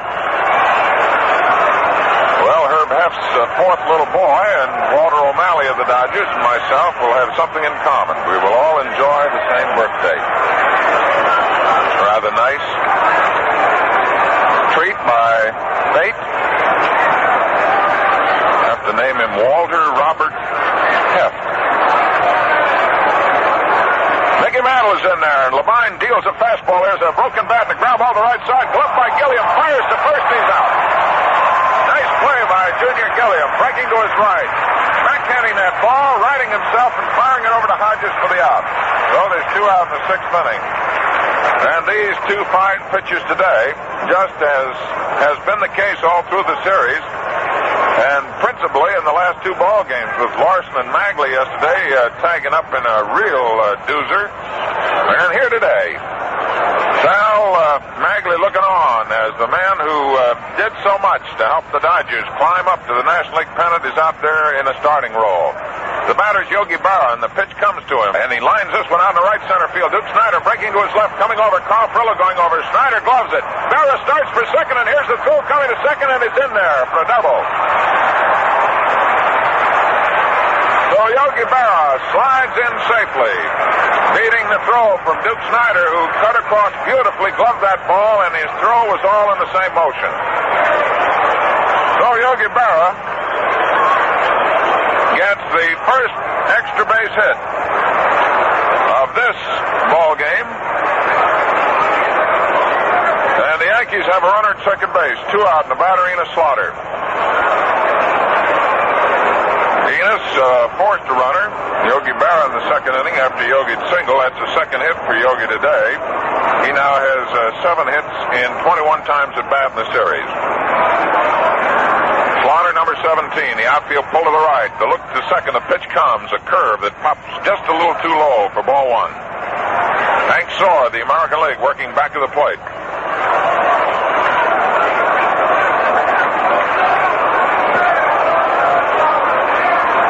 Junior Gilliam at second base, backed up 1 step off the edge of the outfield grass. Hodges deep at first. Berra leads away from second. The pitch to Slaughter, a curve that's outside for ball 2.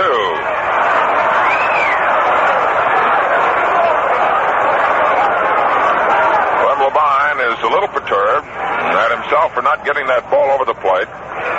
He's trying to keep it outside to Slaughter. And he got it just a little bit too much outside to catch the strike zone. Robinson playing well off third with his left-hand batter up there. The check of the runner, and the pitch comes to Slaughter. Curveball. He tops a roller foul, racing over to the box seats down there, and fine gentleman scoops his hat over the rail, uses it as a glove, and he's got a souvenir. So it's 2 balls and 1 strike, and Enos Slaughter's the batter, and there's no score. And we are in the 6th inning, and it's the top of the 6th for the Yankees. The wind up high is strong, and it's blowing out towards Bedford Avenue, which means out towards right field or right center. Labine takes his stretch. He checks Barra. The pitch to Slaughter. Fastball. It's inside for ball 3. 3 balls, 1 strike. So Clem Labine is in a bit of a jam now. Billy Martin's on deck for the Yankees. Martin has 1 of the 6 hits given up by Clem. Labine ready. Looks to Barra. Here's the kick, and the pitch comes down. A big curve that just missed outside ball 4. So Enos Slaughter's on. That is the first walk given up by Clem Labine. Enos Slaughter is on first. Yogi Berra is on second. And Pee Wee Reese dashes in to have a talk with his pitcher, and he's got him all squared away. And Billy Martin is in there. Billy's had 5 hits in 18 times at bat prior today. Now has 6 hits in 19 times at bat. The outfield straight away. Sandy Ambrose in left. Snyder in center. Frollo in right. And the pitch comes. A curve that catches the outside corner. And Martin, strike 1. Boy, you could see that ball come up and then sort of break off. And it broke over the outside corner. Don Besson goes to work in the bullpen for the Dodgers. Johnny Cooks was warming up in the first inning for the Yankees when Turley started. All right, Labine's ready to kick in the pitch, and there's a fastball popped up the left side. Jackie Robinson racing back, still backpedaling, and he's in foul territory, and he's got it. So Billy Martin fouls out to Jackie Robinson for the 3rd out of the 6th inning. And for the Yankees, no runs. They had 1 hit.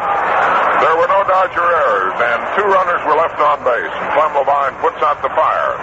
And at the end of 5.5 innings of play, the score, New York Yankees nothing, and the Brooklyn Dodgers nothing.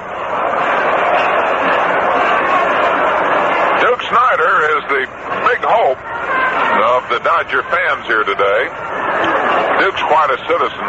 He's a wonderful ball player, a fine family man, and he always looks like the star he is. Well-groomed, clean-shaved. Duke's got one of the meanest beards in the business. He keeps that fresh-shaved look, however, with the Gillette Super Speed Razor. There are 3, the light, regular, and heavy.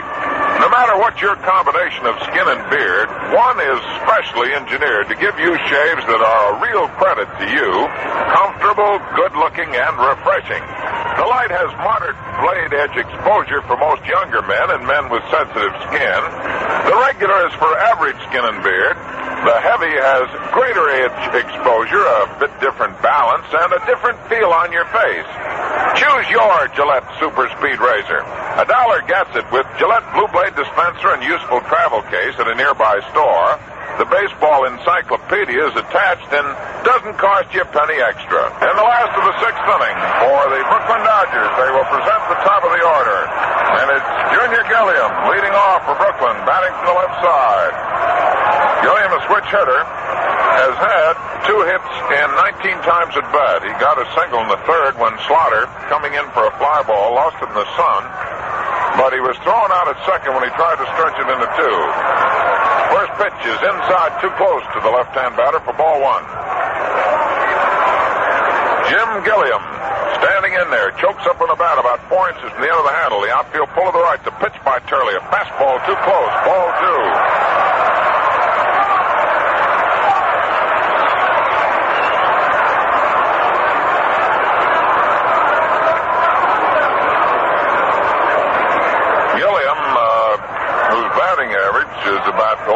or was when he started today's game, is trying to get himself out of that slump. Fastball inside, ball 3. Gilliam leans away from the pitch.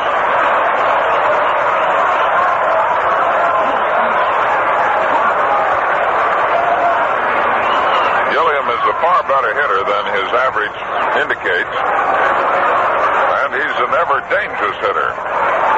He's a tough man to pitch to. He's walked 5 times in the series so far.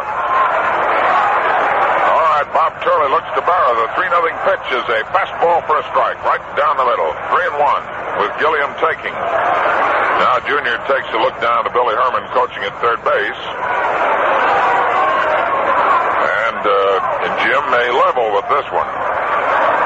The 3-1 delivery. It's inside, ball 4.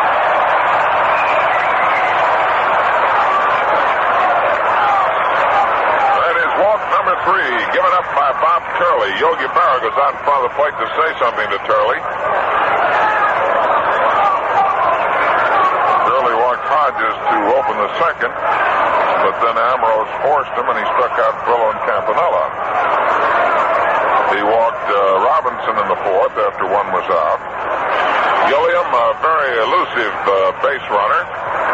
And Reese, a very good run and hit or hit and run man, whichever you prefer. Gilliam leads away. Turley checks him. Here's the pitch to Reese. He bunts it up and pops it up, and moving out in front of the plate is Barry's got it.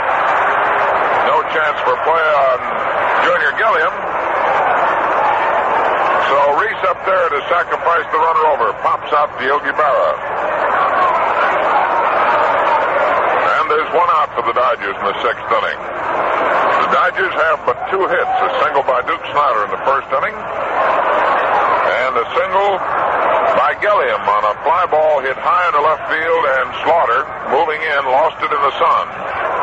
But his fine throw on a second base got Gilliam trying to go to second. Well, it's up to the Duke. And many of the hearts of the Brooklyn fans are palpitating a little stronger right now, because the Duke has been a big man. Bob Turley looks to Gilliam at first. 1 out. The runner leads away. The pitch comes to Snider. He takes it. A fastball inside for ball 1. The Dodgers Symphony down below in the lower deck in the right field stands has not yet started its usual little chorus, which they play during the regular season to a pitcher opposing the Dodgers who suddenly gets himself in little trouble. All right, Jim Gilliam jumps off to a lead. Joe Collins holds against him. McDougal shaded over near second. The pitch, fastball too high. Inside for ball 2. So Duke Snider is standing in there with a 2-ball count. Yogi Berra takes time to walk out in front of the plate and fire the ball. Rather, he lobs it underhand to Bob Turley. McDougal standing back to second. Andy Carey is backed up from third about 5 steps, and he's shaded over near the hole. Mickey Mantle in right center field. Hank Bauer in right field, and the wind is blowing out towards right field on Bedford Avenue. Bob Turley trying to take his time now with a 2-ball count to Duke Snider.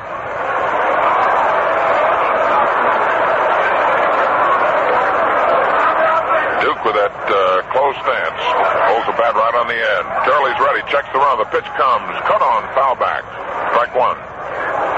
So it's 2 balls and 1 strike now to the great Duke. Snider has 5 hits in 19 times at bat. And that's right up to date. He's got a single a day out of 2. He struck out to become the 5th strikeout for Bob Turley. Turley has a total of 7 so far. He struck out the side in the 5th inning. Got 1 in the 4th. Got 1 in the 3rd. Got 2 in the 2nd and 1 in the 1st. So he's had at least 1 in every inning. Here's the pitch to Snider. Swings and fouls it back, going into the dugout of the Dodgers. That's an unusual foul. He got the top piece of the ball apparently breaking in on his power. Just skipped off the handle and rolled into the dugout. Duke's trying to get his timing set. And with that modified modified windup that Turley uses, in which he does not employ any kind of a windup.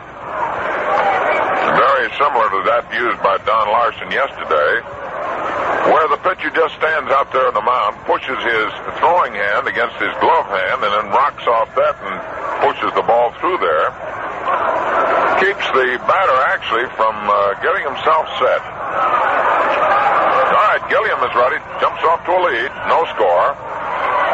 Here's the 2-2 pitch to Snyder. Takes inside, ball 3. Fastball. So the count is full.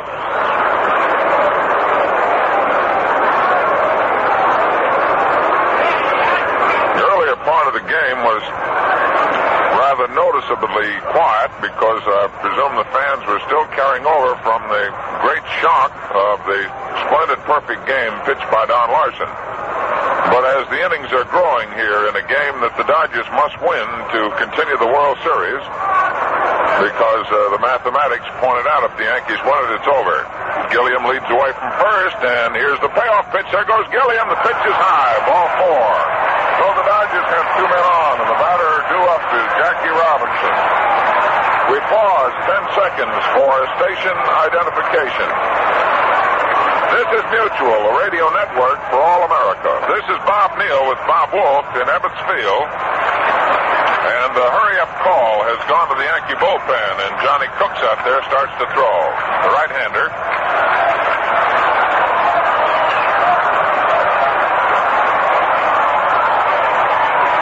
Robinson has walked once and lined out to the shortstop, the outfield straightaway.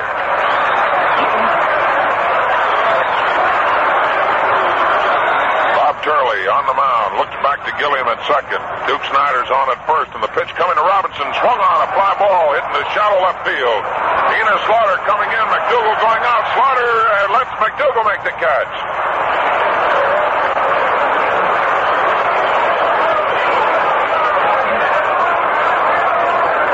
So Robinson pops out to Gil McDougal in shallow left field. And there's 2 out.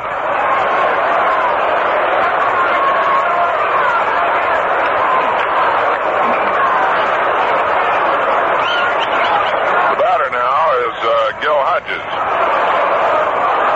Gil walked in the second inning, and he flied to right field in the 4th inning.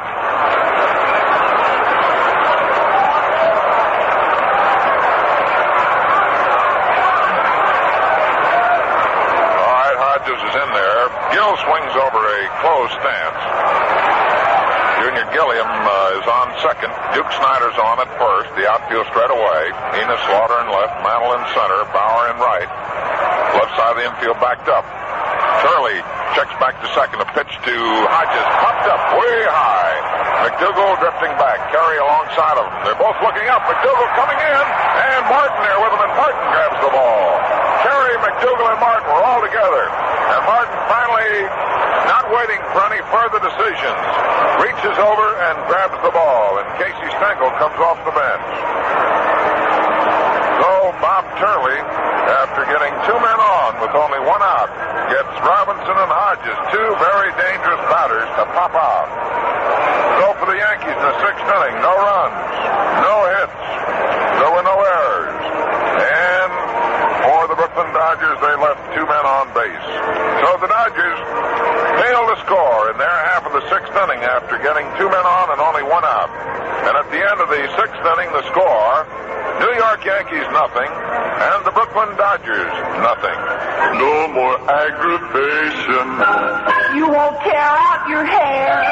See the demonstration of the piggyback spare. Paper makes $1.95. It's the most. It's the end. Why, man alive. Buy a Papermate. You'll say it's great when you write with the Papermate pen. It's piggyback, Jack. Piggyback. You'll get Papermate's built-in spare refill.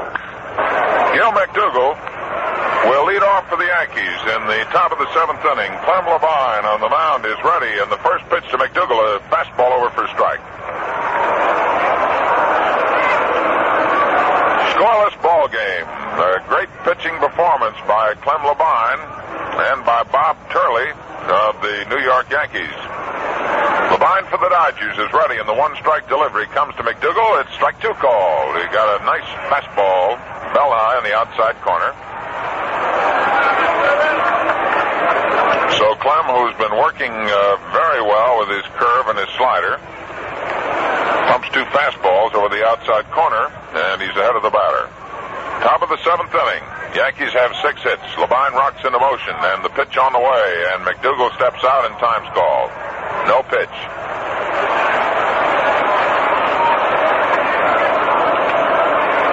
McDougall so far today struck out in the second inning, and he flied to left in the fourth inning. He is hitless in 2 times at bat. He had 2 hits and 13 times at bat in the series. He has 2 for 15. Pitch by Labine, outside. He tried to work the corner, missed it. 1 ball, 2 strikes. So the Dodger fans who were moving to the edges of their seats a moment ago have settled back now and are hoping. Labine is ready to work, and the 1-2 delivery is a big soft curve over the outside corner. Strike 3 call. Joe McDougall called out in strikes. That makes 5 times that McDougall in the series has gone down via the strikeout route, and that is only the second strikeout for Clem Labine so far today, and McDougall has been both of them. Andy Carey's up now. Andy's hit the ball well in his 2 appearances in both occasions to right field. Pitch comes, swung on, ground ball left side. Pee Wee Reese lets it bounce. He's got it over to first, and he's out at first. Close play with Pee Wee Reese firing that ball quickly over to first base to Gil Hodges. There's 2 out. So it brings up young Mr. Turley, who has been doing big things on the mound, who has bounced out Labine to Hodges in the 3rd inning, and who popped out to Gil Hodges in the 5th inning, 0 for 2.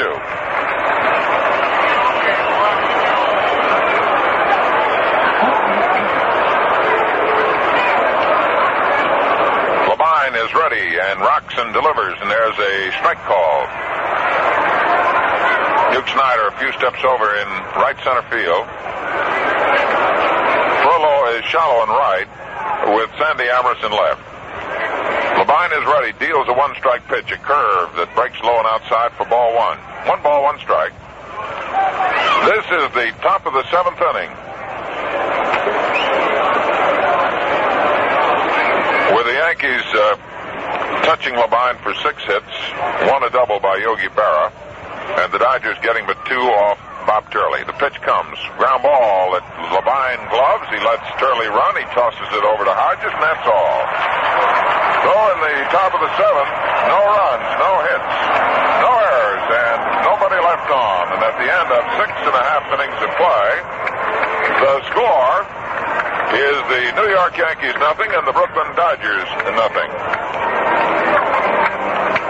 Well, certainly Bob Turley's control has been fantastic, and so has Clem Labine's. Labine's only walked 1 man, and Labine's really got it. But the control artist of all time was Christy Mathewson. He reeled off a record 68 straight innings without a walk in 1913. That's just one of the all-time marks listed in the vest pocket edition of the official Encyclopedia of Baseball, a 320-page condensation of the big $5.95 volume. That's the accepted authority. And you get this handy book free with the purchase of a Gillette Super Speed Razor at the regular price. It contains the roster records of Major League players, game-by-game summary of every World Series with winning pitchers, home run hitters, diagrams of all big league parks, Hall of Fame, All-Star Game, and much, much more, all completely indexed for easy reference. Now, to get yours, buy a Gillette Super Speed Razor set at the regular price. Razor, Gillette Blue Blade dispenser, and travel case, $1. The book comes right with it, absolutely free. You better pick up your copy tonight, though, because the supply is going fast.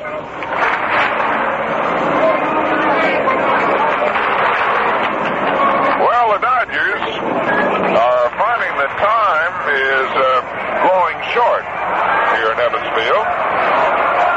And they have finished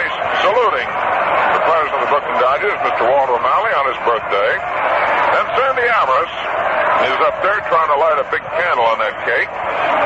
Pitch by Turley, a fastball too high for ball one. Sandy Amorous, the little man who really was the big man for the Dodgers in the last 3 games of the Pittsburgh Pirates the regular season. He has had 1 hit and 15 times at bat in the series. Bob Turley looks into Yogi Berra. He winds and the pitch comes. There's a foul off the chest protector of Hank Soar. So it's 1 ball, 1 strike. Umpire Soar says he'd like to take a look at that ball, and he's not the least bit sore. You know, the Encyclopedia of Baseball has a diagram of this park, and you might want to talk it over with your friends during the winter. There's a swing and a drive deep in the right field. If it stays fair, it is foul. So Sandy Amorous, who has flirted with that foul pole over in Yankee Stadium and here in Ebbets Field, just pulls one a shade foul. It would not have gone for a home run, but it might have gone for extra bases. It was lined into right field. So Sandy is standing in there now with 1 ball, 2 strikes, and Bob Turley with the new ball stands in, looks to Yogi Berra. No score. 6 hits for the Yankees, 2 hits for the Dodgers. And we're in the last half of the 7th inning. The pitch coming to Sandy Amorous. A curveball, strike 3. So Turley mixing up that curve with that good fastball gets strikeout number 9.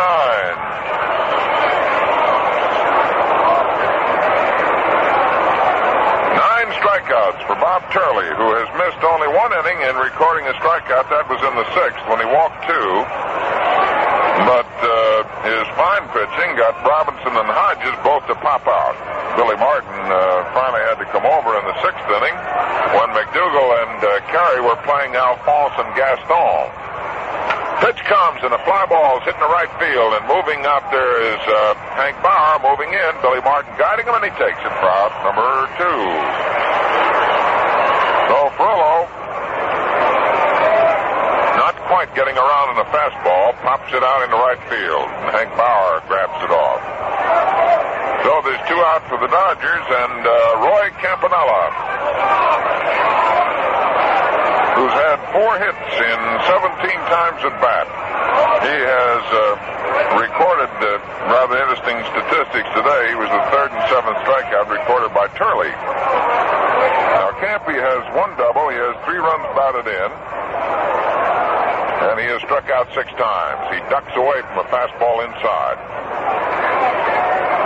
Campanella has a very open stance with that left foot pointed right down that third baseline. The outfield for the Yankees shaded just a few steps to the right, so apparently they're pitching him on the outside.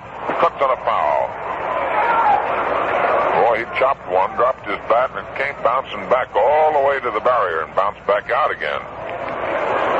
So it's 1 ball, 1 strike with 2 out. The Dodgers batting in the last half of the 7th inning. And Bob Turley and Clem Labine, apparently borrowing a number of those zeros from Don Larson's performance, have posted a mess of them up there on the scoreboard. The Yankees have had a serious scoring threat when they got Berra to second with 2 out. The Dodgers have had a scoring threat. Curveball outside. 2 balls, 1 strike. Yogi Berra moves out in front of the plate. Shouts encouragement out to Bob Turley. Yogi apparently thought that curveball looked pretty good. Nobody on, and Roy Campanella's the batter, and the pitch comes to him, and he holds up, and he lines one foul into the box seats down the right field foul line. We've had a number of those check swing jobs with little bloopers coming off of them. Collins hauled one in off the bat of Pee Wee Reese in the 3rd inning.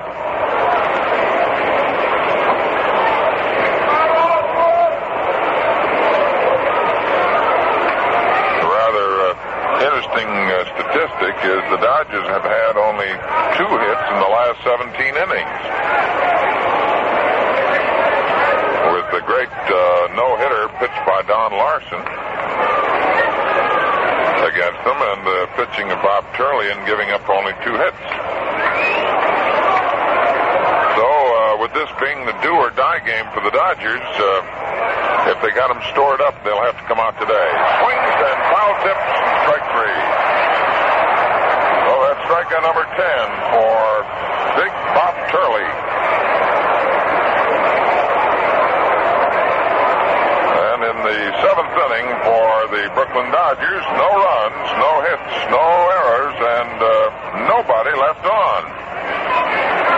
So at the end of 7 innings of play, the score, Yankees nothing, and the Dodgers nothing. Look sharp, feel sharp, be sharp and listen, mister. How are you fixed for play? Do you have plenty? How are you fixed for play? You better check. Please make sure you have enough, 'cause a worn-out blade makes shaving mighty tough. How are you fixed for play? You better look. Gillette Blue Blade we need. The Dodgers moving back out to their positions, and with Bob Turley getting his 10th strikeout, Carl Erskine's 14 strikeouts in 1 game record is certainly in jeopardy. Turley, as we pointed out a few moments ago, has only missed 1 inning in which he has not had a strikeout. He's had 2 in the 7th. He had 3 in the 5th. Had 1 in the 4th. Had 1 in the 3rd. 2 in the 2nd. And 1 in the 1st. And the only inning that he did not strike out, a member of the Dodgers, was in the 6th inning. Clem Labine, in the 7 innings he's worked so far, has given up 6 hits. 2 by Hank Bauer, 2 by Yogi Berra, 1 by Joe Collins, and 1 to Billy Martin. He has struck out 2. He has walked only 1. So his performance has been equally great. So Bauer leads off for the Yankees in the top of the 8th inning. Hank 2 hits out of 3 times at bat. And Clem Labine, who has been working with a strong, big, brave heart, delivers a curve over the outside corner for a strike.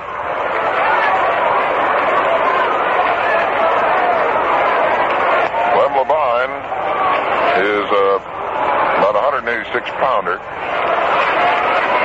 He's ready, and the 1-strike pitch is a fastball low and outside to Hank Bauer for 1 ball, 1 strike.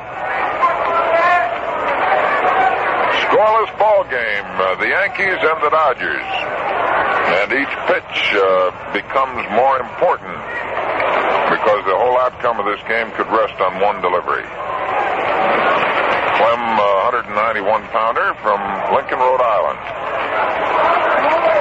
1-1 delivery to Hank Bauer. Soft curve. He misses it for strike 2. Bauer was going to pull that ball right out there in the stands, but it broke away from him. So Hank, who's from Overland Park, Kansas, and who's having himself quite a series, stands in there now. Labine checks in with the 1-2 count, and the pitch comes to him. It's a curveball, strike 3.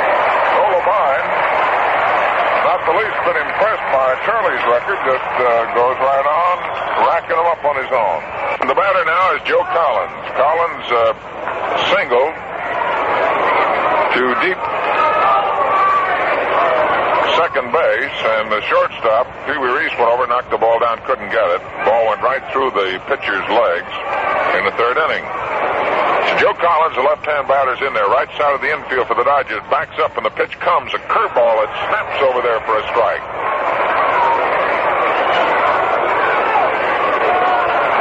Labine working very quietly. Collins steps back in. Joe's wearing a shin guard to protect his right shin. The outfield pull of the right pitch is a curveball, line deep in the right field. That ball is going high out in the right field, bounces off the scoreboard. Grabbed by Frillo, the throw to second coming in, the slide, the tag is not made as the ball bounces away from Pee Wee Reese. And Joe Collins is on second with a two-base hit.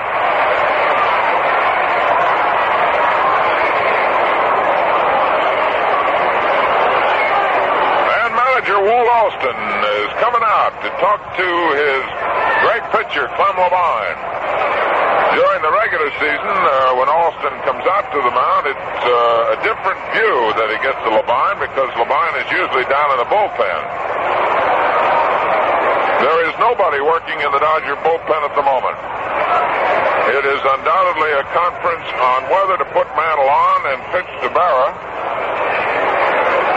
So this is one of the key moments in the ball game for the hopes of the Dodgers, as Levine must pitch to the switcher and to the belter and to the veteran who's done so well. They're going to put Mantle on. So apparently Levine figures that he'd rather pitch to Berra than pitch to Mantle. Ball two to Mickey Mantle. That will be the second walk given up by Clem Levine today. So the Yankees will have Joe Collins on at second, and Mickey Mantle will stroll down to first after this next pitch. And the bullpen for Brooklyn becomes active as Don Besson comes out and starts to work. There goes Mantle down to first base. So the most serious scoring threat by the Yankees begins to unfold.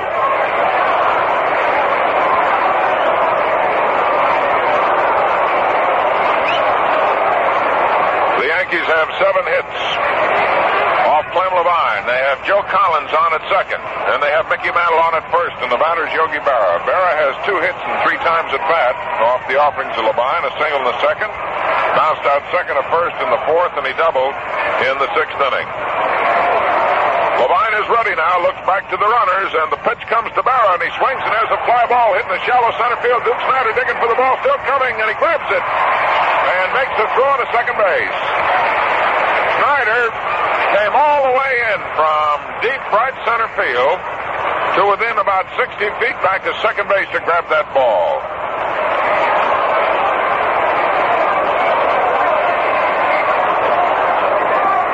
So we have 2 out for the Yankees. They have 2 men on, and still a very dangerous man up there with the bat is Enos Slaughter.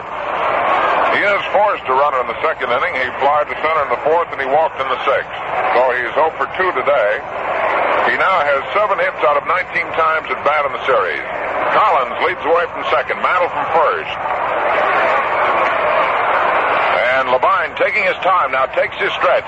Checks back to Collins. A kick, the pitch. A curveball, a ground ball to the right side. Gilliam moves to his left. He's got it. Throws to first. He's out. So Enos Slaughter bounces out, second to first. And in the 8th inning, the Dodgers put off the Yankee threat. No runs, 1 hit, no errors, and 2 men left. So the strategy of manager Walt Alston to walk Mickey Mantle pays off. And at the end of 7.5 innings of play, the score remains New York Yankees nothing, and the Brooklyn Dodgers nothing. Well, Bob Turley today has that good fastball, and you know, Milwaukee's Gene Conley has a fastball that really fools the batters. Here he is in a specially recorded message to tell you how he fires it. How do you do it, Gene? Well, as you know, I'm 6 foot 8 inches tall, and that helps. I've got a big stride that carries me down on the mound. During my wind-up, my kick and my pitch, I get so much arm and leg motion in it, it crosses the batter up. Thanks, Gene. Now tell us how you mow them down 1, 2, 3 when you shave. I spread on shaving cream, take my Gillette razor, and I've got it made. The Dodger Symphony, as well as the Dodger fans here in Ebbets Field, give a big hand to Clem Levine for his superb demonstration of courage in the 8th inning with 2 men on and 1 out and getting out of the jam. So Levine leads off for the Dodgers, last the 8th. Bob Turley, who's been superb with only 2 hits given up, looks in his modified delivery, and it comes. Swung on. There's a drive deep in the left field. That ball is going over the corner. Slaughter racing over, and he cannot get it. It bounces in the corner. It's a fair ball. There's Levine going to second base. The ball bounced in the corner and then went into the stands for a ground rule double.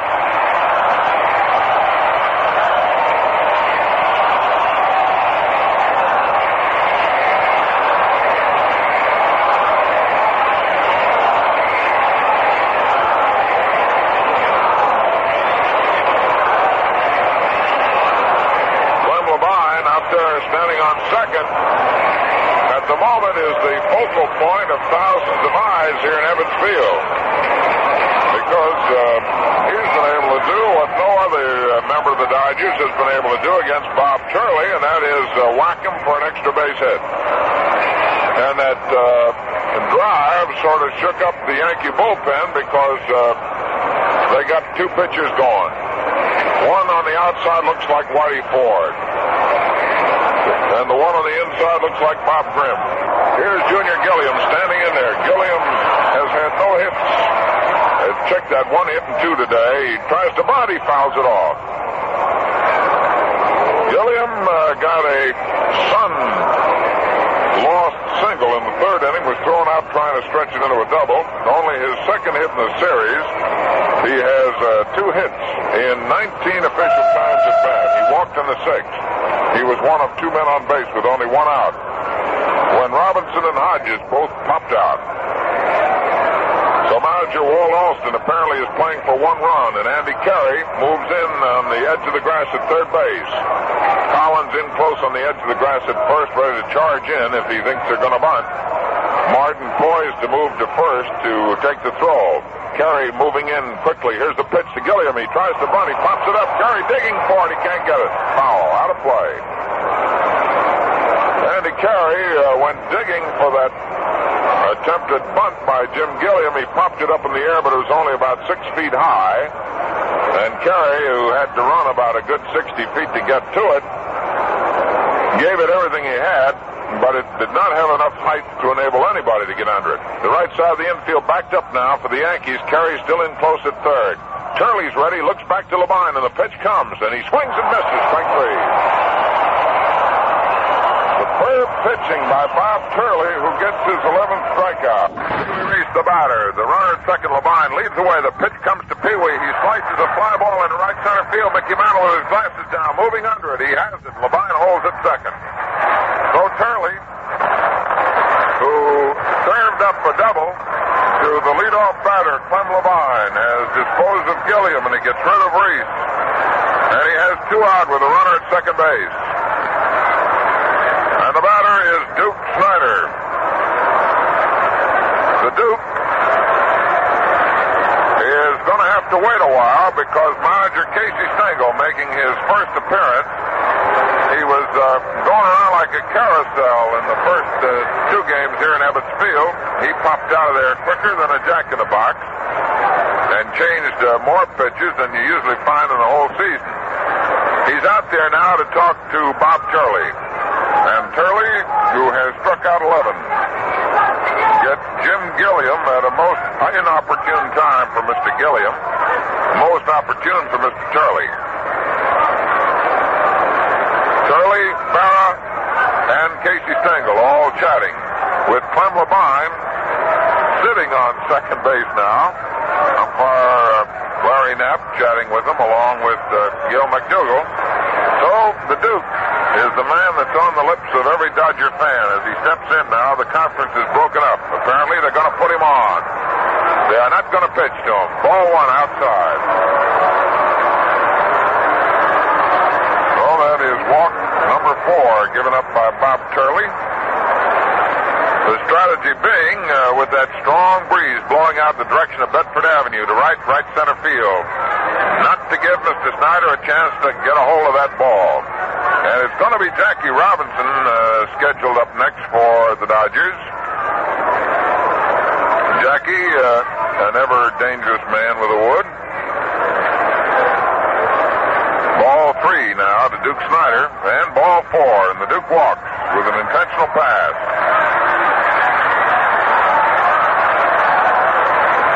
So apparently the Yankee manager has the same respect for Duke Snyder that the Dodger manager has for Mickey Mantle.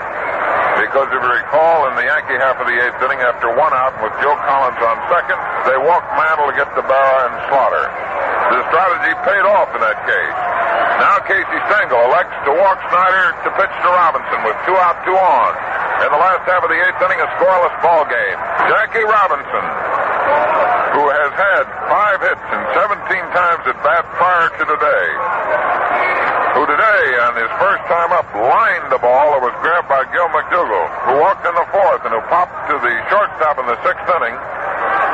He is up there for the second time today with an opportunity to drive in a run.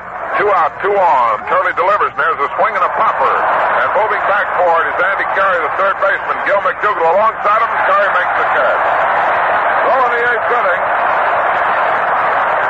for the Brooklyn Dodgers, no runs, 1 hit, no errors, and 2 men left. And the strategy pays off for Casey Stengel as they walk Snyder to pitch to Robinson, and he pops out. So at the end of 8 full innings of play, the score, New York Yankees nothing, the Brooklyn Dodgers nothing. Do you really want a decent shave? Do you really want a decent shave? Then shave to left, shave to left, with the blade and the razor by the left, shave to left. Clem Labine, who got himself to second and who had to stay there, is now back out there on the mound. And in the top of the 9th inning for the New York Yankees, we will have Martin, McDougall, and Carey. The World Series, which has had so many thrills so far, with a big climax yesterday, with a perfect game pitched by Don Larson, has another real squeaker going on here today. Billy Martin is in there, right-hand batter. Clem Labine, the right-hander, delivers, and there's a fastball that's thrown outside for ball 1. Robinson, a little perturbed with himself at third base. Kicks the dirt around a little.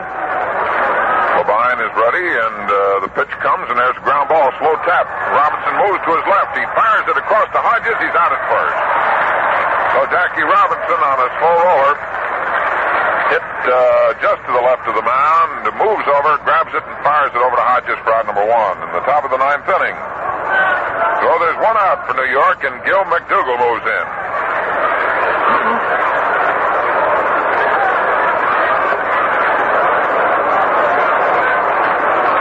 McDougall struck out in the second.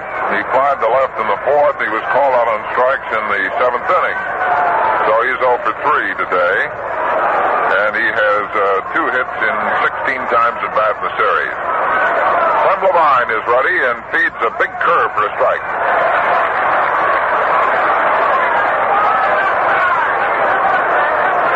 McDougall studying the trajectory of that curve. Doesn't quite agree with the engineering principle, but he's back in there.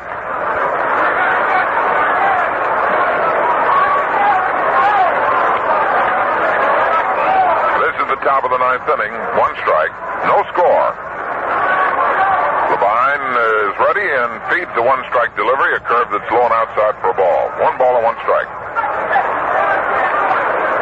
The quiet again prevails with the Yankees at bat in the 9th inning. The Dodger fans hoping against hope that nothing's going to happen until their beloved Dodgers get to bat in the last half of the 9th inning. The outfield straight away.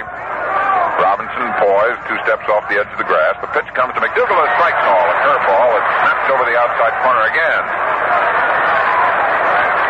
Labine has an incredible curveball. And as we mentioned much earlier in the game, Clem has the extreme outer joint of his index finger in his pitching hand toes in as a result of a break which did not heal correctly, and it gives him added curvature on the pitch. Curveball, strike 3.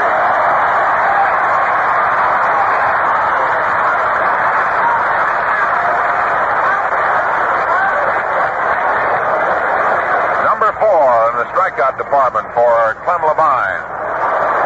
Bob Turley, who's working for the Yankees, has struck out 11. So Andy Carey has to be disposed with here in the top of the 9th inning. Carey has flied to right field twice, bounced out short to first. The pitch by Labine, a curveball, strike call. Well, we've seen some exciting curveball pitching in this series. Magley, Larson yesterday, Labine with that good curve, Whitey Ford. Curveball, a slow tap, right back, bounces off Labine's leg. There's Jerry swinging first, and boom, he's out. That ball bounced off the glove of Clem Labine, rolled over about 5 feet away from him. He recovered in time to peg it to first to get him.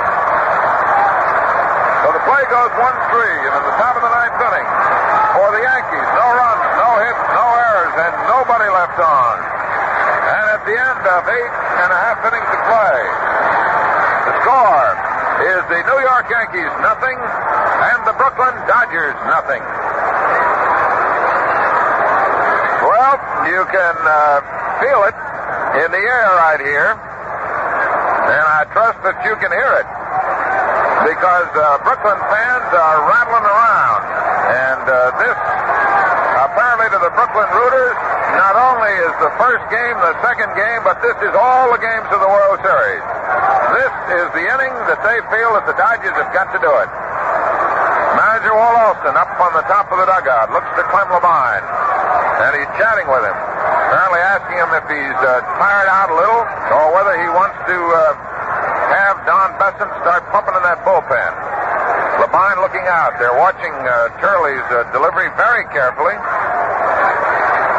So Gil Hodges is going to be the big man to lead it off in the last half of the ninth inning as the Dodgers try to break a scoreless tie and to pull this one out of the fire. Now you'll notice the fans waking now here in the ninth inning with the pro Dodger fans here in Ebbets Field. Bob Turley has been very stingy in the base hit department. He gave up a single to Strider in the first inning, a single to Gilliam in the third, a double to Labine in the eighth inning, a total of 3 hits, and he has struck out 11. Gil Hodges is in there.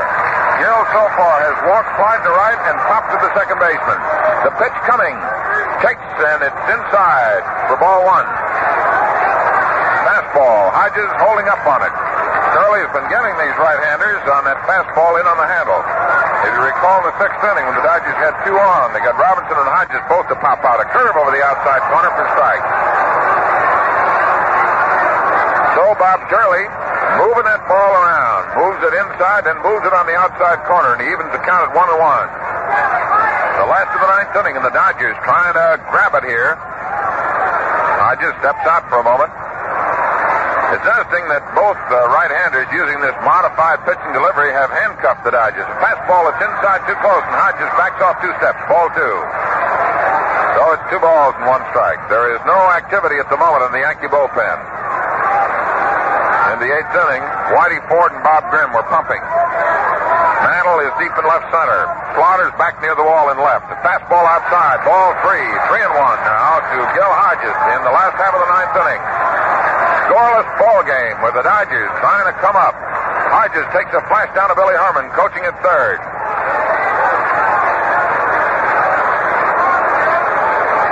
Gil pulls his cap down, steps back in, a closed stance. Turley looks into Barra. Here's a 3-1 pitch. Swing. Just to Harlow. Missed us by about a half an inch.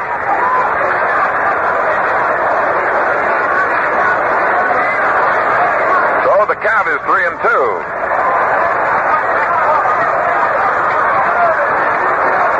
There's a little window here where the screen has been removed, and that little ball just came in. All right, Turley with the payoff pitch. Swung on a ground ball, hit off the glove of Turley. He's racing over, recovers it, throws to first, and out at first. But a very close play. Hodges broke his bat, smashed one right back at the mound. It glanced off the glove of Turley, went back to the mound. While Hodges was streaming for first, Turley was streaming after the ball, and he got it and fired over a fastball to Joe Collins and got Gil Hodges by an eyelash at first base. So in the last half of the 9th inning, there's 1 out as Turley throws out Hodges. And the batter now is Sandy Alvarez. Sandy's been called out on strikes. He has popped out to the third baseman. And he forced a runner, a left-hand batter, the outfield pull to the right. Don Besson goes to work in the bullpen for the Dodgers. The pitch coming to Ambrose takes a fastball that's high and outside for ball one. Last half of the ninth inning, scoreless ball game. The Yankees 7. The Dodgers have 3 hits. The Yankees 7 hits and the Dodgers 3 hits, and neither team able to touch home plate. The outfield pull to the right. The pitch to Ambrose, a fastball that's inside for ball 2. So Sandy, with that good power, looks down to Billy Herman. Scoreless ball game, with Labine being nicked for 7 hits, and the Dodgers getting only 3 hits, 1 a double by Clem Labine off the offerings of Bob Turley. Turley looks in again to his catcher Barra. The pitch to Ambrose, a fastball outside, ball 3. So with 1 out in the last half of the ninth inning, Sandy Ambrose stands in there with a 3-ball count. Sandy stands deep in the box, feet fairly close together, slightly open stance. Right side of the infield for the Yankees, playing back with Billy Barton 1 step off the edge of the outfield grass at second. Collins guarding the line at first. And here's the 3-0 pitch, and no pitch made as Sandy steps out, and umpire Hank Soar walks with him.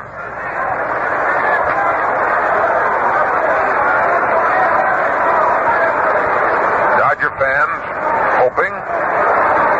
3-0 now, the 3-0 count. And it's ball 4, and Ambrose walks in the ninth inning.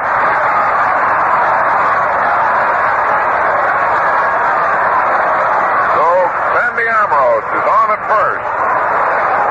That is walk number 5. Given up by Bob Turley.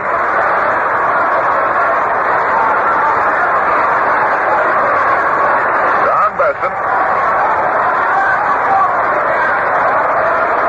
working in the Dodger bullpen. The batter is Carl Frollo. Carl struck out twice and flied to right. He's hitless and 3 times at bat. Bob Turley looks to Sandy Ambrose, who leads away, and the pitch to Frollo, fastball inside for ball 1. The Dodgers trying to come up with a run here in the last half of the ninth inning and win this ball game. No score.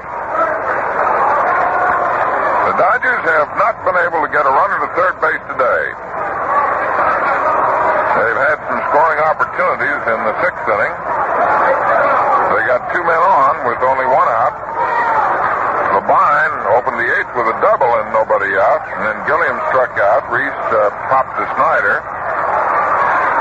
Check that, popped to Mantle. And Snyder was walked to pitch to Robinson. Here's the 1-ball pitch to Perillo. Swings and has a drive deep in the left field. He has Snyder going back. He's got room for it, and he makes the catch. So Sandy Ambrose, who was all the way to second, hustles back to first. Perillo gave that ball a good ride, but caught Marina Slaughter in left field. So there's 2 out, and it's now up to Roy Campanella. And the only thing preventing this game from going into extra innings at the moment is the possibility of Roy Campanella coming through. Campy is standing in there.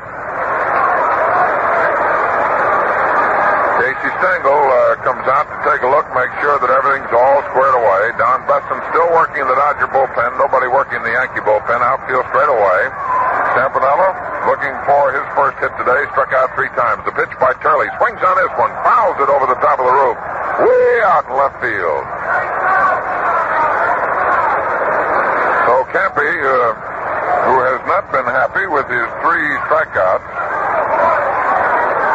which added to his 4 prior to today, gives him 7 strikeouts in the series. Love to get a hold of one.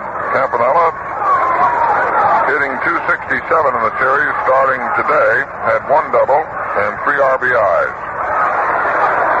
Number 39, Roy Campanella standing in. Sandy Ambrose leads away from first. Collins holds against him, 2 out.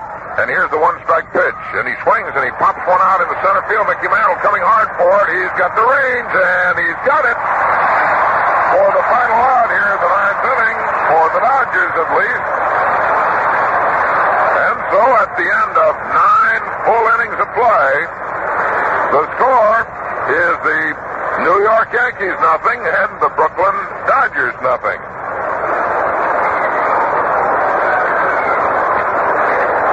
Well, the pitching of Bob Turley has truly been magnificent, and the same must be said of the pitching of Clem Levine. Both of these fellows, Levine, who was the workhorse of the Dodger staff during the regular season, was expected to be very stingy. Turley, who was one of two possibilities for the Yankees, has been tremendously stingy, giving up only 3 hits. So we're ready now to move into the top of the 10th inning, and the New York Yankees will send up Bob Turley, or at least he's scheduled to bat first, Hank Bauer, and then Joe Collins. And Clem Levine will continue to do the pitching out there for the Brooklyn Dodgers, with the top of the 10th inning presenting itself here in the truly big game of the World Series, because it's big from the standpoint if the Yankees win it, the World Series is over. And the Dodgers must win it to keep it going. So Turley gets a fine hand as he moves in, and moving in to bring you the top of the 10th inning, Bob Wolf. Thanks, Bob Neal. Well, before the ball game, all the reporters nothing more can happen. But they were wrong, because it's happening today. Here's the swing and a miss. And it's strike 1 to Turley.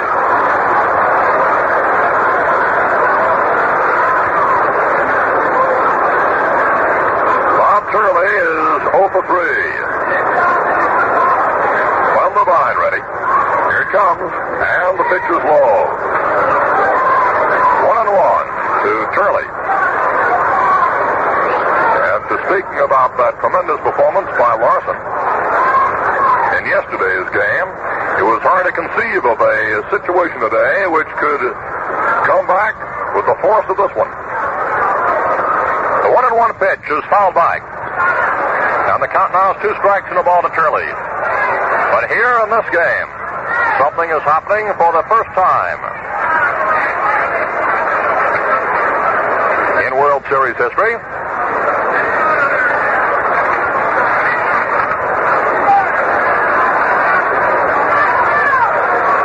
Well, more to say about that in just a moment or so. 2 strikes and a ball. A curve comes over for a called strike 3, and Turley is out. Now let's pause 10 seconds for station identification. This is Mutual, the radio network for all America. With 1 out on the top of the 10th, the batter is Hank Bauer. And the first pitch comes in low for a ball. Bauer is hit safely his first 2 times up, then fly to left, and he went down swinging in the 8th inning.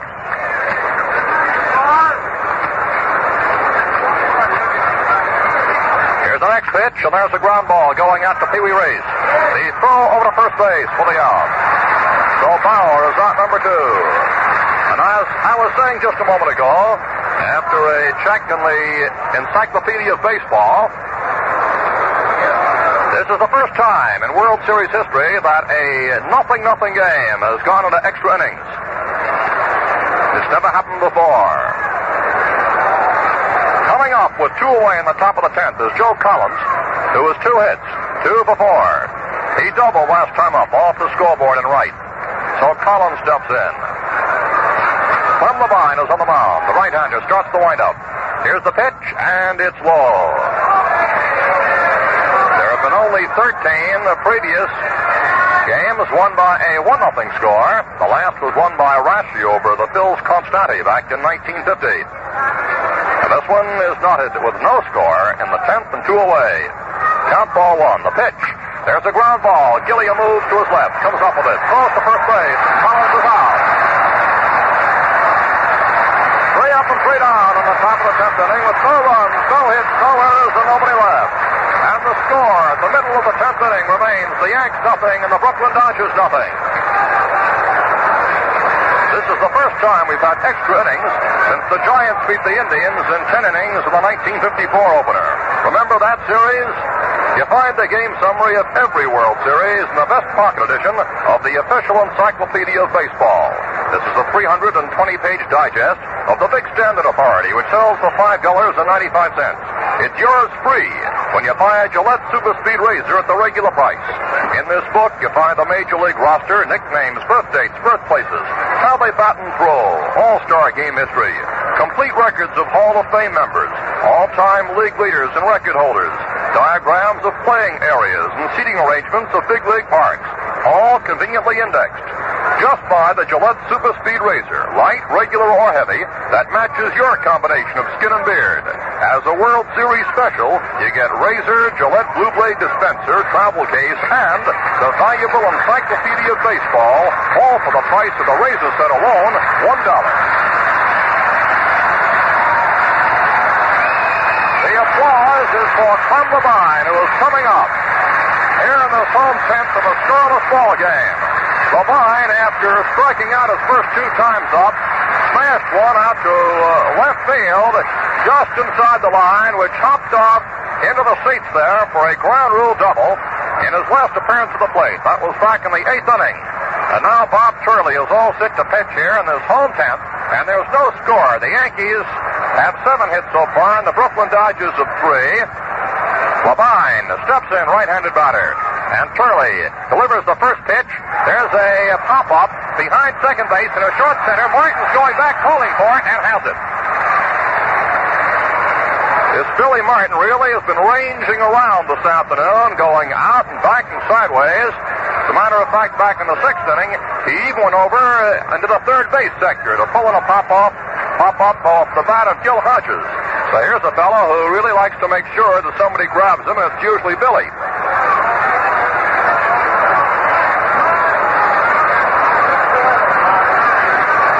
Jim Gilliam, and the pitch comes in wide for a ball. Gilliam has 1 for 3, and he's also walked. He sent that ball, which dropped in front of Slaughter in the Sunfield back in the 3rd, was out trying to stretch it to 2. He takes inside, and the count now, ball 2 to Jim Gilliam, with 1 out in the home tenth and no score in the ball game. And the crowd really getting a treat out of a tremendous afternoon of baseball. Each game in the series seems to have built up to even a greater climax, and today is no exception in extra innings. The pitch is wide, and the count now to Gilliam is ball 3. Yesterday, Larson, with his perfect game, struck out 7, and today Turley has struck out 11 so far. They were included in the same deal coming to the New York Yankees. Here's the pitch, and it's inside on 4 pitches. Gilliam draws the walk, putting a man on first with 1 out, and bringing up Pee Wee Reese. Pee Wee struck out. Been up 4 times so far. He is 0 for 4.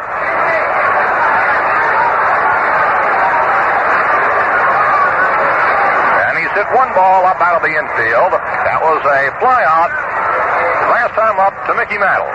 So Reese steps in with 1 out, 1 on. The Yankees set up for that possible double play. Shirley looks in, gets the sign from Berra. Carey is moved in at third base, just off the grass. Here comes the pitch, and it's wide. Ball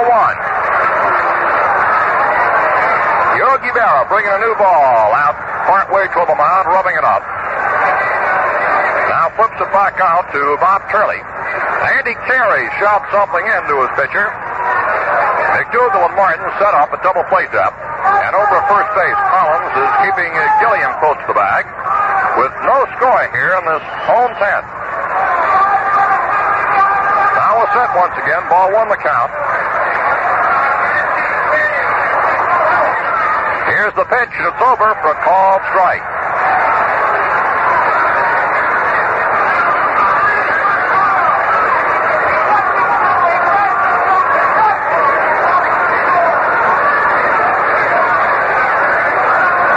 Count 1-1 to Pee Wee Reese with 1 out, 1 on. And a throw over to first base, and Gilliam gets back to the bag.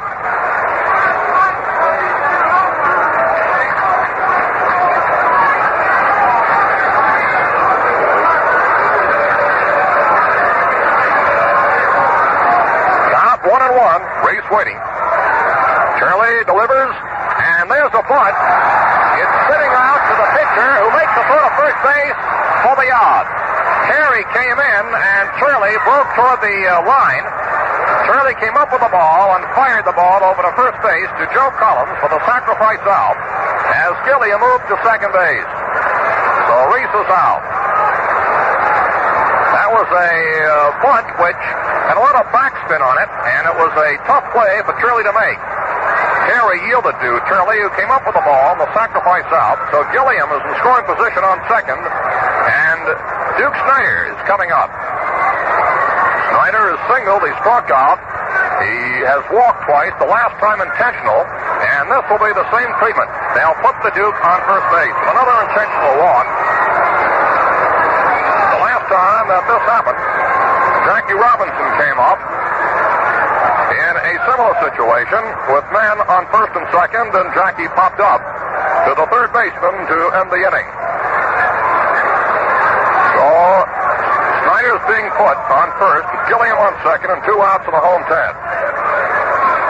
Just check the Encyclopedia of Baseball and see that this is the second time that a ball game has gone into the extra innings with no score. The other time taking place October 8th, 1913, as the Giants beat the A's 3-0 in 10 innings.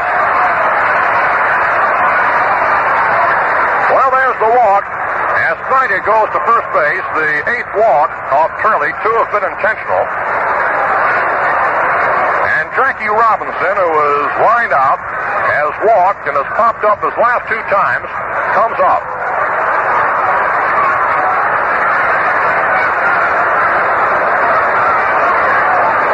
Robinson is up there with a chance now to bring in what would be the first and only needed run of this game, as he steps in to face Turley with Gilliam on second. That's the one that counts. Snyder is on first, and 2 away in the home 10. And of course the crowd senses this tremendous situation here. Robinson in and waiting, batting in the cleanup spot. There's the stretch and the pause by Turley. And here comes the pitch, and it's fouled back for strike 1. Strike 1 to Jackie Robinson. The infield finds Gil McDougall moving over more toward the hole for Robinson, who pulls that ball. And so that means that Gilliam on second base has a pretty good territory to roam off the bag. Bob Grimm is now warming up in the bullpen for the New York Yankees. But the full spotlight is focused on Robinson at the plate, looking out to the mound. And the count, strike 1. Gilliam on second. 2 away, Snyder on first. The outfield is playing deep and pulled around toward left. The stretch and the pause by Turley. A look back toward second. Here comes the pitch, and it comes in wide. And the count now is 1-1 to Jackie Robinson. Billy Martin ran over to second base, trying to bluff Gilliam back to the bag there, but there was no throw made. Slaughter's playing far back there in left field, and Mantle over in left center. Carey has moved over closer to the line, and Turley back off the mound for the moment. Now the right-hander is ready. The count is 1-1. Gilliam, hands on hips, leads off second base. A little further now. Turley looks back. Robinson waits. Here comes the pitch. And there goes a line drive to left field. Slaughter's after it. He leaps it over his head against the wall. Here comes Gilliam scoring. Oakland wins.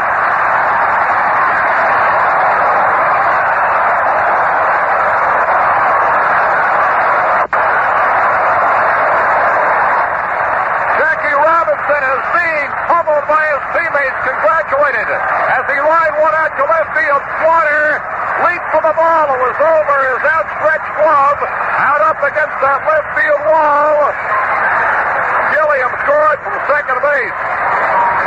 And the Brooklyn Dodgers win here in this home tent with a tremendous demonstration here as Jackie Robinson rose to the challenge.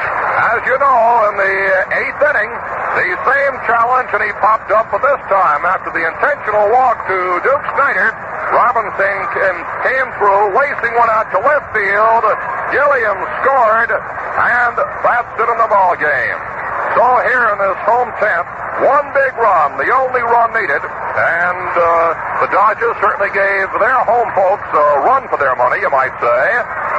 One run, there was one hit, no errors, and there were two men left on base. So that's the story. It's a thrilling climax here in an extra inning game.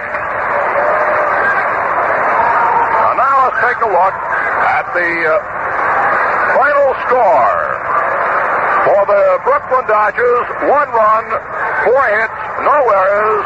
The New York Yankees, no runs, seven hits, no errors. In just a moment, Bill Cora will review the highlights of today's game for you.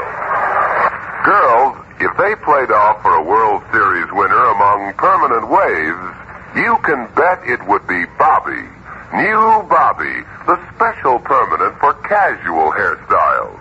The only permanent with special casual pin curlers. Specially designed to give softer waves than rod curlers, yet stronger waves than metal pins. Bobby's casual pin curlers are shaped to hold tight, curved to feel right, sized for ease beyond compare, made of plastic to protect your hair, colored pink so they're pretty to wear. Only Bobby's got them. And Bobby's the easiest of permanents. No separate neutralizer. Bobby's casual pin curlers, Breeze Fresh Lotion. That's all you need for casual curls, soft right away, yet strong casual curls in to stay. Remember, for your casual hairstyle, pick the winner. New Bobby, the pin curl permanent, with special casual pin curlers. In came Gilliam, and here comes William. Corum, that is, and wasn't this one a honey? One of the finest World Series ball games anybody ever saw, with two tremendous pitchers out there this afternoon. Big Bullet Bob Charlie fireballing the ball all the way until Jackie Robinson broke it up with a line drive over old country boy Slaughter's head in left field that scored Gilliam with the winning and only run of the ball game. Not since old Stubblebeard Burley Grimes pitched a shutout here at Ebbets Field has anybody pitched a shutout in the World Series, and that was way back yonder in 1920. And Grimes, some of you will remember, was not only a great pitcher in those years and all the years in baseball, but one of the spitball pitchers, which we don't have around anymore. Not legally, that is. Well, anyhow, both Charlie and the hero of the ball game, of course, Clem Labine from up Rhode Island way, Lincoln, Rhode Island to be exact, were just wonderful pitchers. Of course, nothing will top the thing that Don Larson did yesterday in the stadium, but this was in some respects a tenser ball game. Of course, that was close enough too, but these two clubs were both in it all the way until Robbie finally broke it up, and of course, Jack Robinson is one of the great competitors of baseball. They had got him in the eighth inning. It just didn't figure that he was going to go up there over and over and over and pop out with a chance to win a ball game. He's too fine a competitor and always has been since he came into the game. The Dodgers, however, with Charlie's great pitching, were all but on the plane to Japan.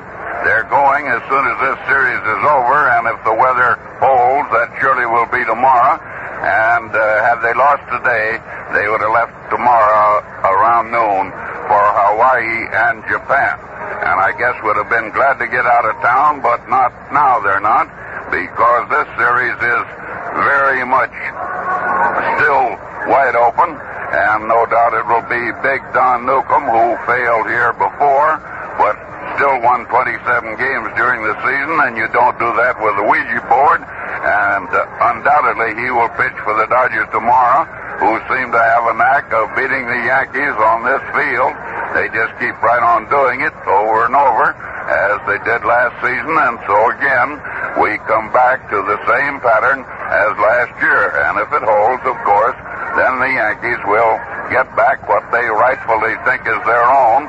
After all, they won 16 World Championships and 22 pennants, and Casey has won 5 out of 6 as of up to now, and as I said, is very much in this one, and they're the Yanks, always a tough team, and the Dodgers a tough team. Don't forget, two great ball teams fighting it out here in a World Series that has taken on great luster since two rather slipshod games started it off here at Ebbets Field last week. So, there it is, 3-3, and the blue chip still in the middle of the board tomorrow. As Duke Snyder said yesterday or day before, I forget when, I was chatting with him. He said, well, we play 4 games, he says, to get the money in, and then we play 3 games to find out who'll get the biggest part of it. Well, we'll find out tomorrow which players will, and whichever team does, the other certainly won't be disgraced any more than happened last year when Johnny Podres pitched such beautiful ball for the Dodgers, won 2 games, and carried them to their first World Championship. They're still the old pros, the Dodgers, still tough.